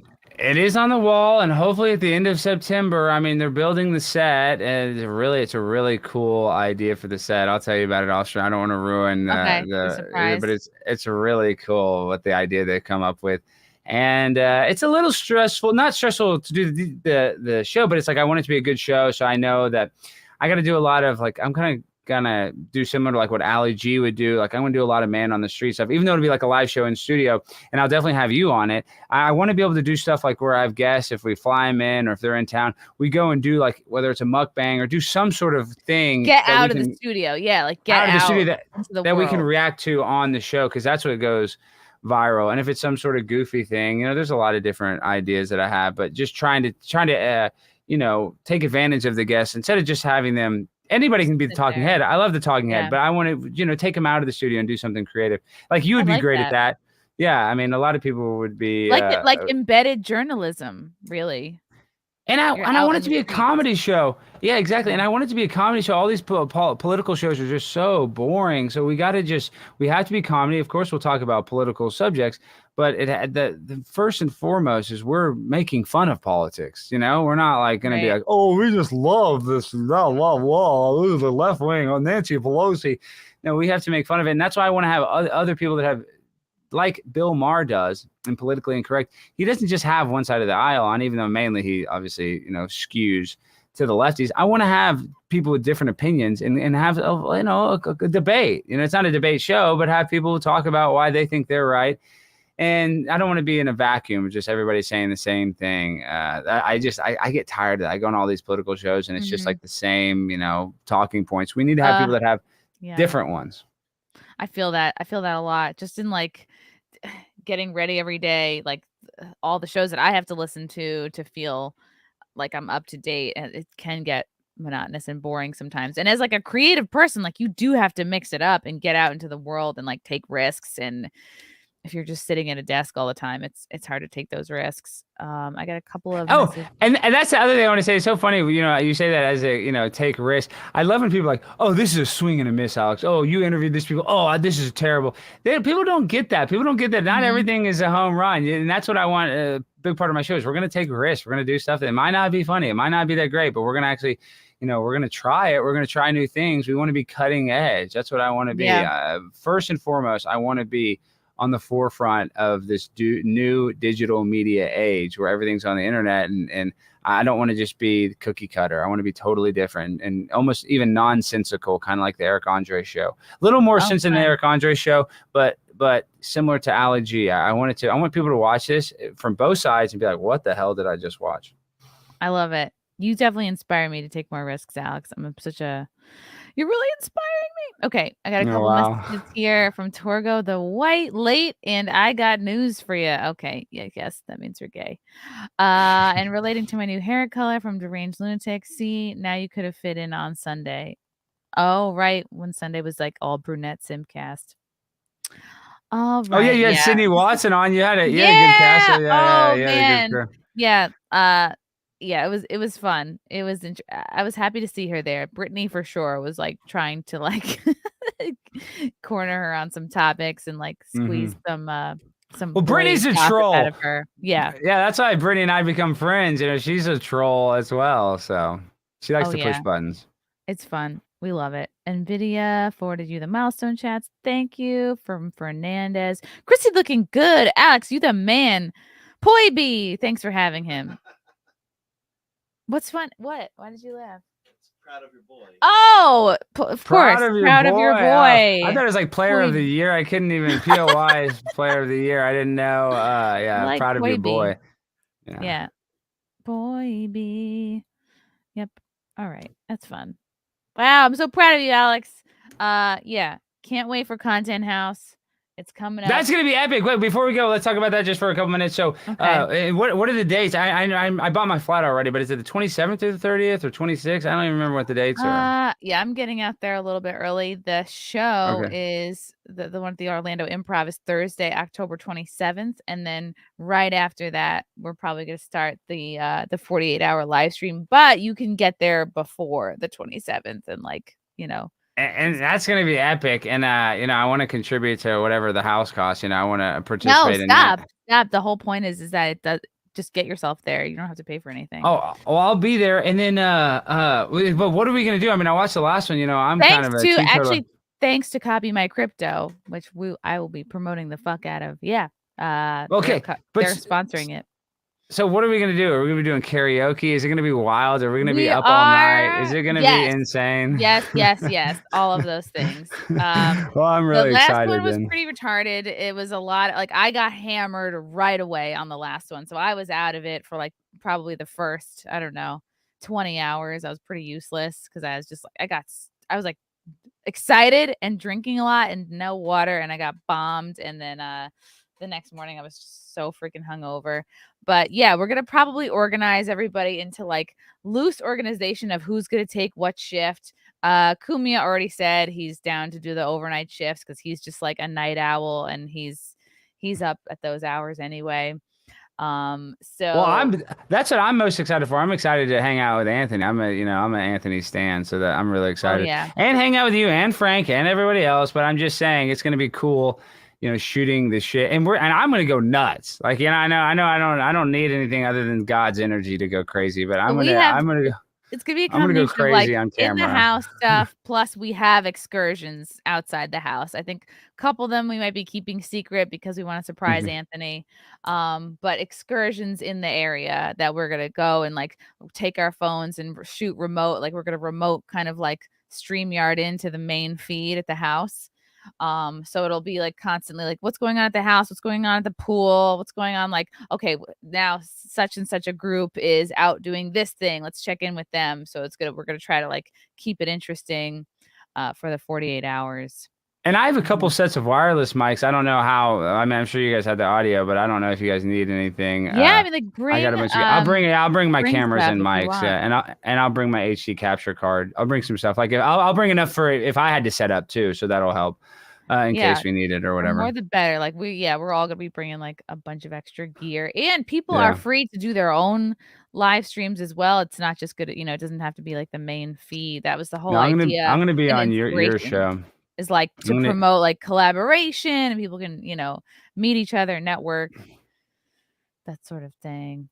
From Matthew Hammond, Alex was great on Jason Whitlock's show. I am excited that Alex is joining the Blaze. I hope that we can get Alex on periodically to give us troll updates. Oh, and I'm going on Jason's show again here at 12 o'clock in about 20 minutes. Oh shit. So, okay. We better wrap up so you can like change your cool. underpants and get ready. Pilgrim Media, Alex, Red Wave. I hope so. Yeah, I mean, I hope so. I don't have a ton of hope, even if it becomes really red. These people like, Dr. Oz becoming a senator. I mean, I don't hold your breath. That's not going to be that great of a thing. Yeah, we'll have to just wait and see. I'm so reluctant to get my hopes up as well because it's just part of being an adult. Alex, thank you for coming on and discussing your pizza Portnoy drama. Well, thank you for the idea because now I got to go find one of his one bite pizzas. But hopefully I'll film that maybe this afternoon if I have an hour of free time. Okay, awesome. And then so you're gonna be on Jason Whitlock's show. Is that live or is that pre-recorded? No, we film at noon, but it comes out. I think it comes at around 4 p.m. I think, or maybe 5. I don't know. I forget, but it comes out this afternoon. Yeah, it's not live. So be on the lookout for that. And you guys follow me. I'm on Twitter, Instagram, whatever, or don't follow me. You won't be put on a government list. That'll probably be better. I probably really appreciate it. You probably shouldn't follow me for your own safety. Yeah. Alex, you're crushing it. Thanks again. Good to see you. You make my heart smile. Thanks for coming on, Mayor in the Morning. See you, Chrissy. Bye, Frank. Stein. Bye. Alex Stein, everybody. On the grind. Always on the grind. Always. Constantly grinding. I should have asked him what he thought of my hair. Okay. There's so many topics I'm going to talk about, but I think they would actually also be very good Simpcast topics as well. Let's see. Oh my God, this was funny. Okay, so you guys remember the shooting in Uvalde? So a funeral home is actually refusing to take the body of the Uvalde school shooter, Salvador Ramos. What? Ruh-roh. The body of Texas school shooter Salvador Ramos languished for nearly a month on ice. I don't know if it was on ice. I'm just picturing that. In the morgue, as the family squabbled over who was responsible, and Uvalde's funeral homes refused to deal with him. An autopsy was conducted on Ramos's body on May 27th, 3 days after cops finally ended the 18-year-old slaughter of the 19 kids and 2 teachers at Robb Elementary. However, Uvalde's 2 funeral homes, they both refused to touch him, and Ramos's remains were eventually stored 150 miles away in a morgue in Lockhart.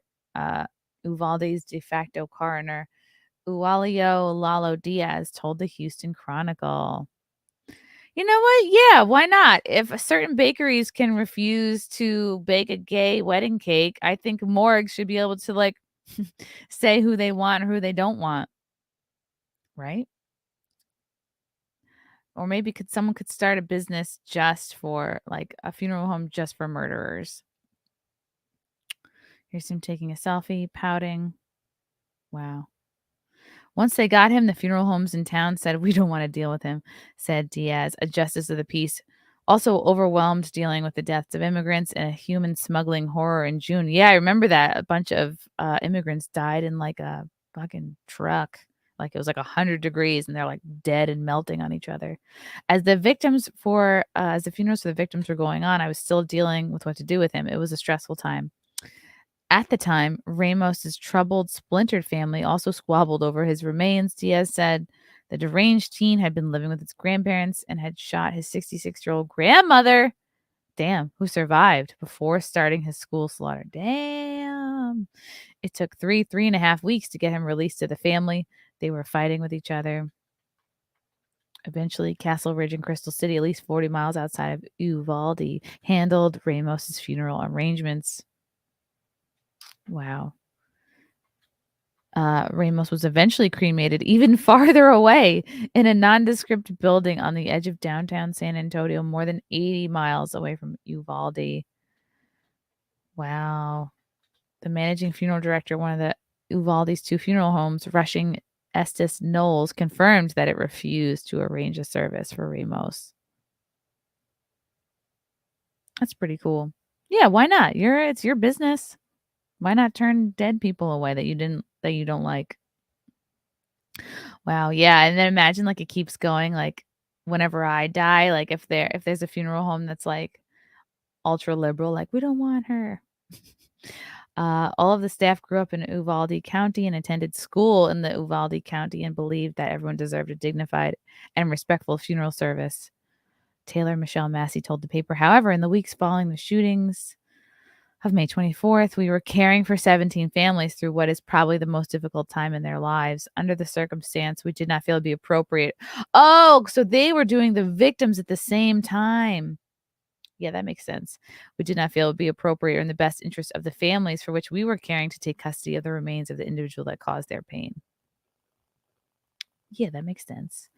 It could take up to a year for complete autopsy reports to be completed for Ramos and the 21 victims, Diaz said, partly because the Bexar County Medical Examiner also has to conduct 53 autopsies for the immigrants who died while being smuggled in a tractor trailer in late June. That's 75 extra people added to their normal workload. We're 3 months in, and all I've got is preliminary reports. Wow. Is this before they got the hand sanitizer? Multiple investigations are still examining the disastrous police response, which shows cops waiting more than an hour to finally gun down Ramos as parents desperately tried to storm in themselves. Yeah, they handled it real shitty, kind of in a suspect way. What's up, Jero? They're going to take it too far, though. One funeral home is going to refuse right-wing bodies in the future. Yeah, I was just saying that. I guess that's their right.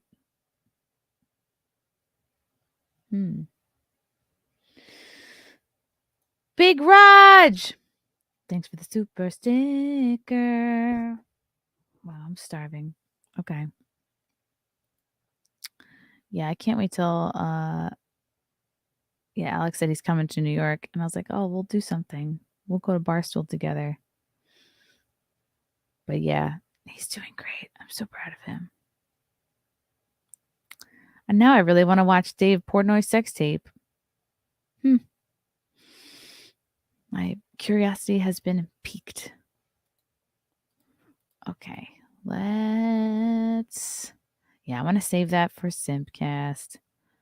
I want to save that one. Okay. Yeah, I was going to mention this earlier when I was talking about my pool stream from Villaroma, but a Canadian healthcare worker drowns on Facebook live stream. Damn. You got to don't do a live stream from any body of water unless you can swim. I feel like that's rule number 1.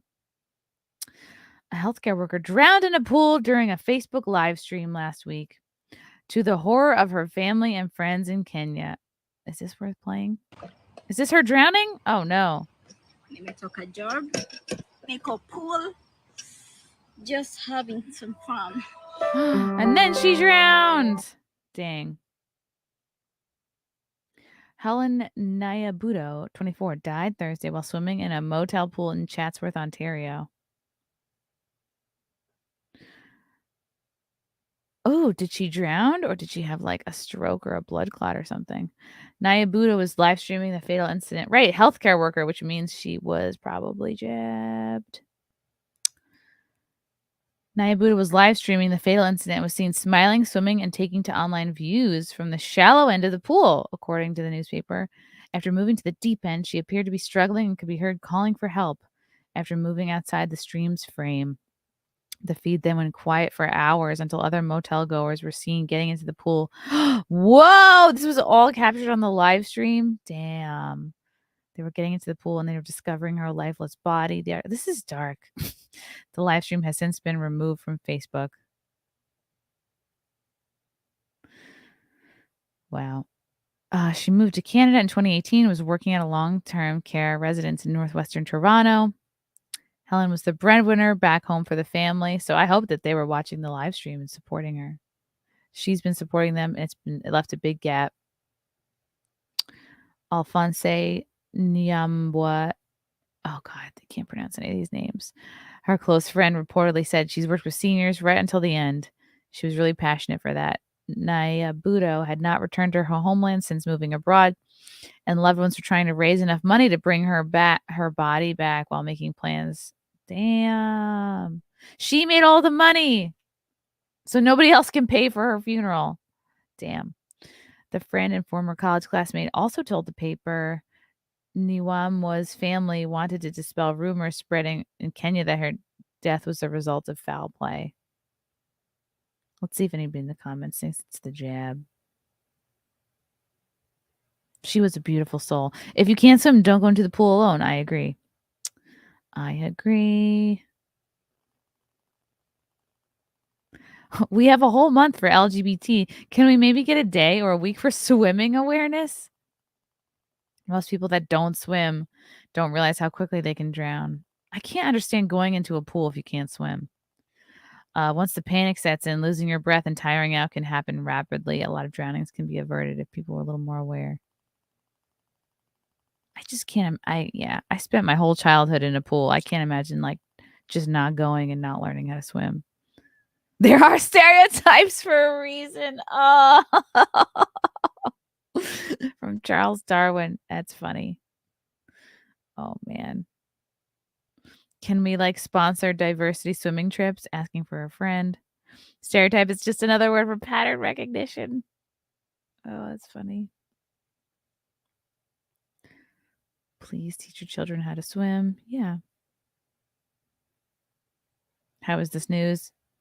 Everyone knows Canadians can't swim except Canadians. That's very sad.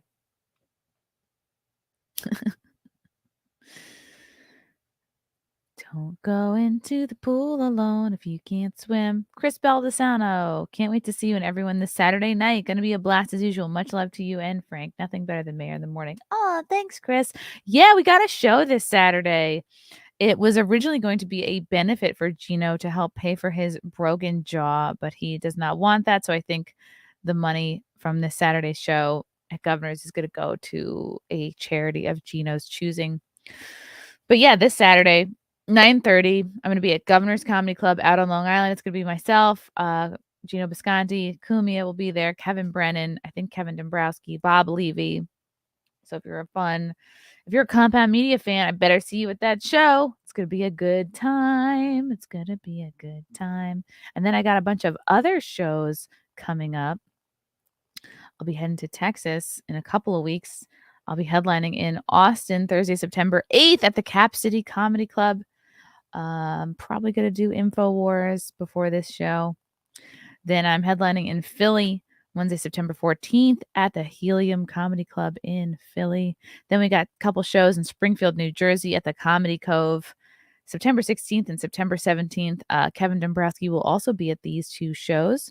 Then I'm headlining in Bridgeport at the Stress Factory in Bridgeport, Connecticut, Thursday, September 22nd. Then heading to New Orleans, Friday, September 30th and October 1st. 4 shows at the Comedy House, New Orleans. Then we got the Content House, and to kick it off, we're doing Comedians of the Compound at the Orlando Improv Thursday, October 22nd. That'll be myself, Gino Bisconti, Kumia, Alex Stein, Lila Hart. Going to be an awesome show. And this is the same weekend as the Friday Night Tights meetup. So we got, the Friday Night Tights Geeks and Gamers meetup will be that Sunday the 30th. So it should be a fun Florida weekend.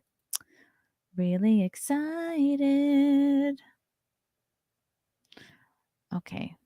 Seriously, how did she drown in a pool? I guess there was a deep end. I don't know. I feel like something else was going on. Maybe she took an experimental drug. Who knows?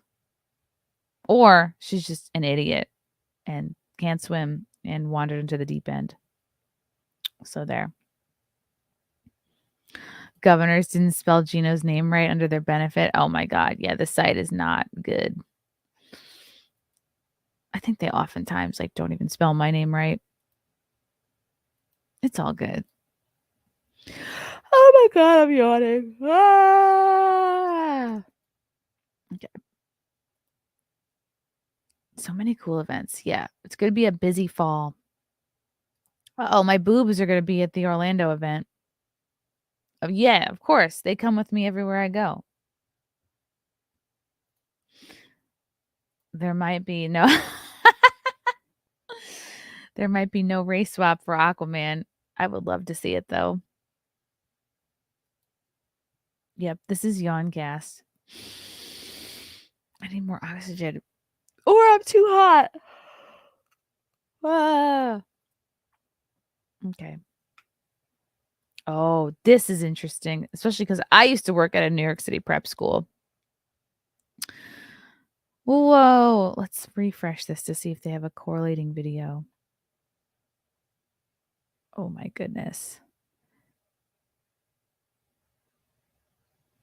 New York City prep school parents livid over a woke librarian suspended from Twitter for hate speech. See, on the New York Post, they always do this. Their other little video is always like more exciting than the article I'm reading. I'm like, ooh, ship sunk. Look at this. All these rich people in their yacht drowning. So sad. Okay. Let's see what happened here. Parents at Manhattan's. Oh, this happened at Columbia Prep. Interesting. Parents at Manhattan's Tony Columbia Grammar and Prep School are up in arms over the elementary school librarian who was suspended from Twitter briefly this month for having tweeted, "Burn straight white male librarianship to the ground." Wow, how specific. What a specific niche. Ingrid Conley Abrams, 43, wrote the tweet in 2015, but was apparently suspended for it recently after the message was deemed hate speech. Wow. That's a long time ago. One mother at the $59K per year school. Wow, it's up that high now. Holy fuck. When I was working at the prep school I was working at on the Upper East Side, I think it was like, yeah, it might have been like 35 or 36K a year. But now it's up to 59. Said she'd been concerned about the outspoken philosophies of Conley Abrams, who also frequently comes to classrooms to teach, according to 3 mothers who spoke at the Post for several years. Yeah, they can't get rid of her because she's, looks like this. Parents said librarian Conley Abrams, whose Twitter bio includes the phrase "gender is fake," was introduced to them as a gender expert. Of course she's a gender expert. She has a nose ring. Okay, so here's the deleted tweet. Wow. She was apparently suspended for a tweet from 2015. What does that have to do with her being a librarian at the school, though? Unless they all follow her so closely. How can I feel comfortable sending my white 9-year-old son into her library or classroom? The mother said. What if my son wants to be a librarian? How safe and nurtured are my kids going to be by this person? The answer is not at all, because she's one of these. Yeah, if a person posted that they want to burn down or shoot up a library, they would be expelled, the mother continued. In addition, she's claiming that gender is fake, and she tweeted she wants to keep students from matriculating into the Ivy League. Really? Wow. Are parents aware this is what they are paying almost $60K a year for? Yes, that's the reason why these parents send their kids to these schools, is they think it's a direct line to the Ivies and all the networking and relationships that they build from the other parents that go there. Sadly, the students at my school only go to Ivy League colleges, so I've truly failed them with my queer, freewheeling, godless, radical hotbed of a library. What, you can't be queer and go to Ivy League school? There's tons of queer people in the Ivy Leagues. Where would she like to see them go to college? That's so dumb. It's like this whole idea of these teachers having like way too much ownership and possession of these kids. It's like, it's your job to be a librarian, not like be so invested in, not like approve or disapprove of what college they go to. It's like, you shouldn't care, girl. Okay. Conley Abrams' Twitter bio includes the phrase "gender is fake." What's her handle? I wonder if we could look her up. Ingrid Conley Abrams. Let's see. Ingrid Conley Abrams. I remember the librarian at the prep school that I worked at was very quirky and but not like this. Oh, her handle was gender pudding, and so now it's it just doesn't exist at all. Wowie. Yeah, she was also talking to children about anatomy, gender, sexuality, puberty, and pregnancy. Oh, but you're a freaking librarian. Stay in your lane, bro. That's not good. Okay. She has tweeted both about being non-binary and that I am not a woman. Yeah, okay. Has also tweeted about husband Timothy Conley, whose LinkedIn indicates that he is a librarian himself at Manhattanville College in Queens. So she's saying end white librarianship when her own husband is a librarian. Sounds just like she took her personal squabble to Twitter. After the account was reinstated, Conley Abrams tweeted on August 15th, white cishet male librarians, I'm sorry, you did it. You made the bad one go away. But I'm back. Plus, love white guy librarians more than ever. Thanks for everything you do. Okay, so she's mentally ill. Another mother said Conley Abrams first showed up on her radar when parents at Columbia heard about a school panel talking to children about anatomy, gender, sexuality, puberty, and pregnancy for pre-K, kindergarten, and first grade students in 2020. No, you should not be talking about that with kids that young. But you guys all know that. So this was her Twitter. Let's see. This was her header. Gender pudding. How many followers did she have? Her Twitter was born to kvetch, forced to work. Educator, librarian. Ingrid was introduced as a gender expert on a panel, which is weird enough to begin with, but is typical of what's going down at New York City private schools. Oh man, I wish I was still working there. I could be a fly on the wall, said the second mother. Why is a librarian also a gender expert? And why is there a panel talking about gender and sex and pregnancy to 4 and 5-year-olds? Yeah, not okay. Conley Abrams did not respond to an email from the Post, but immediately took the Twitter account private. The school's headmaster, William Donahue, did not respond to the Post. All right, so yeah, they're in a hot water. They're freaking out over there. It is really difficult for parents. One mother at Columbia told the Post, they don't want any of this. They want a school aligned with their family values. But if you speak up and about this publicly, your kid is likely to get kicked out of school, and you and your husband could lose your job. It's not that fair. It's not fair. Wow. Yeah. See, a lot of people who kind of inadvertently participate in this woke ideology via not taking their kids out of private school. It's yeah, they're a little bit in a tough spot. There's not that many options if you really want to send your kid to a private school in New York City. There's no based private school. And they both parents work, so they're probably too busy to homeschool their kid. A third mother who spoke to the Post said her child's experience with Abrams Conley was that the library was forever pushing trendy woke books about gender identity, like It Feels Good to Be Yourself, or Ibrahim Kendi's Stamped for Kids, Racism, Anti-Racism in You. Wow, forever pushing these books. People like Ingrid in the schools are so self-important, she said. They only think their way is the only way. This is what I believe, and this is what the kids in my classroom are going to believe, and that's the end of it. Yep. This is typical kind of teacher mentality now, unfortunately. There's no questioning it and no debate. It's terrifying. In May of 21, Columbia parents tipped off the Post about a workshop called Pornography Literacy. Oof. An intersectional focus on mainstream. Oh, boy. Why? Taught by Justine Ange Fonte, who was then a health educator at another elite prep school. Dalton is the school. It's Dalton and what's the other one? I've been out of this for a couple of years. Wow, that's gross. That's so fucking gross. That's not appropriate at all. Ugh.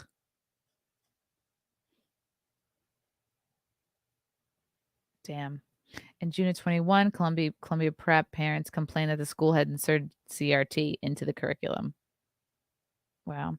The often explicit slide presentation and lecture by Fonte to the 120 children included lessons on how porn takes care of 3 big male vulnerabilities.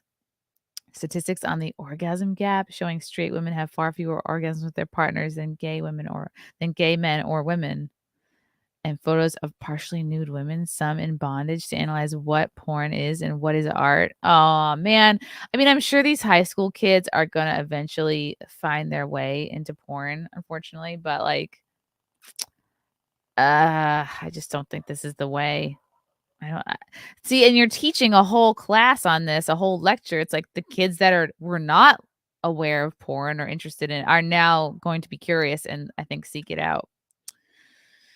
Damn, that's gross and inappropriate, though.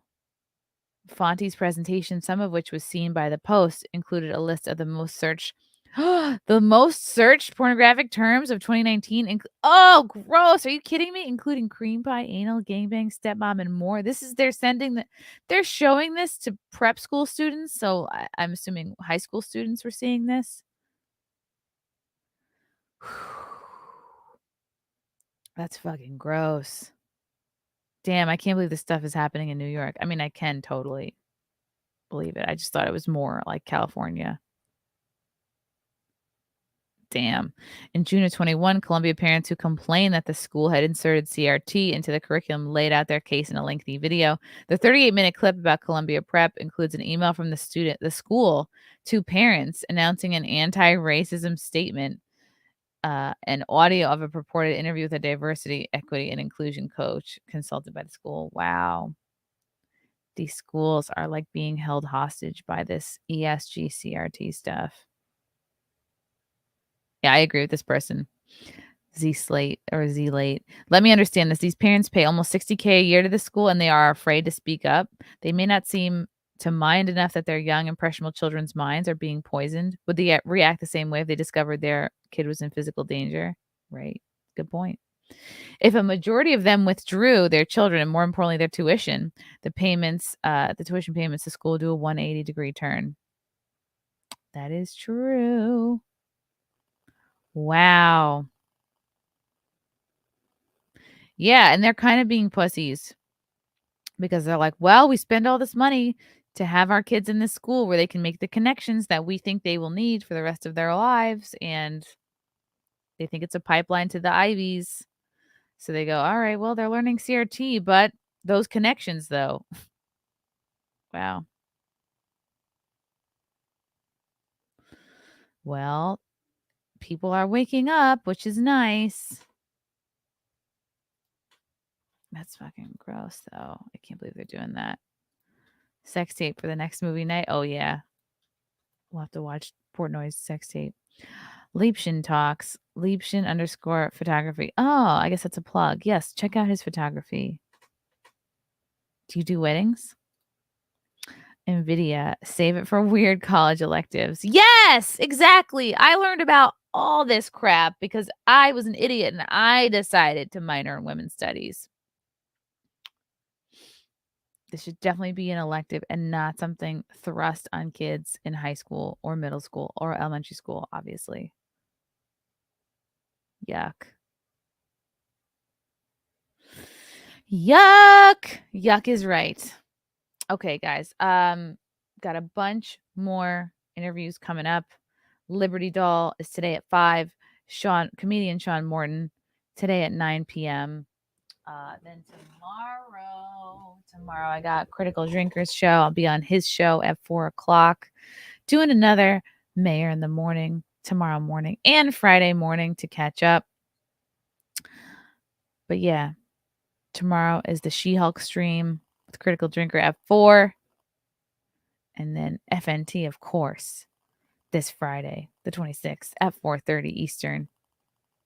Then this Saturday, we got the Gino show at Governor's. That's at 9:30. Come see myself, Kumia, Kevin Brennan, Bob Levy, Kevin Dombrowski. The gang will all be there. And then what's going on next week? Yeah, Compound Media is off next week, but have no fear. I have done 2 pre-tapes. So I will have a pre-tape Wet Spot come out Monday the 29th and Monday the 5th. because that's how I roll. I prepared. And those are going to be fun shows. Anthony Lafleur. Oh, a Frenchman. Homeschool seems to be a more reasonable option for parents, and don't blame parents that go down. And don't blame parents that go down that route. Yeah, you know what it is? I think these folks who send their kids to, especially because I worked in one for a few years, they really think they're going to make connections. Like, and they justify to themselves that the money is worth the kids being set up for life in terms of being able to find jobs or networking with, like, you know, it's all about who you know. A lot of, especially these first couple jobs you get out, you know, out of college, your internships. Oh, Pornbot is back. Hello, Pornbot. Yeah. Okay. Thanks for tuning in, guys. Got a bunch of comedy shows coming up. Go to ChrissieMayr.com for tickets to a comedy show. Come see me do stand-up. Friday Night Tights is on Friday. Got a bunch more interviews coming up. Back to the grind, like Alex Stein. Thanks to Alex Stein for coming on. Love that guy. Love that guy. He's doing great things. All right. Talk to you soon, guys. Bye.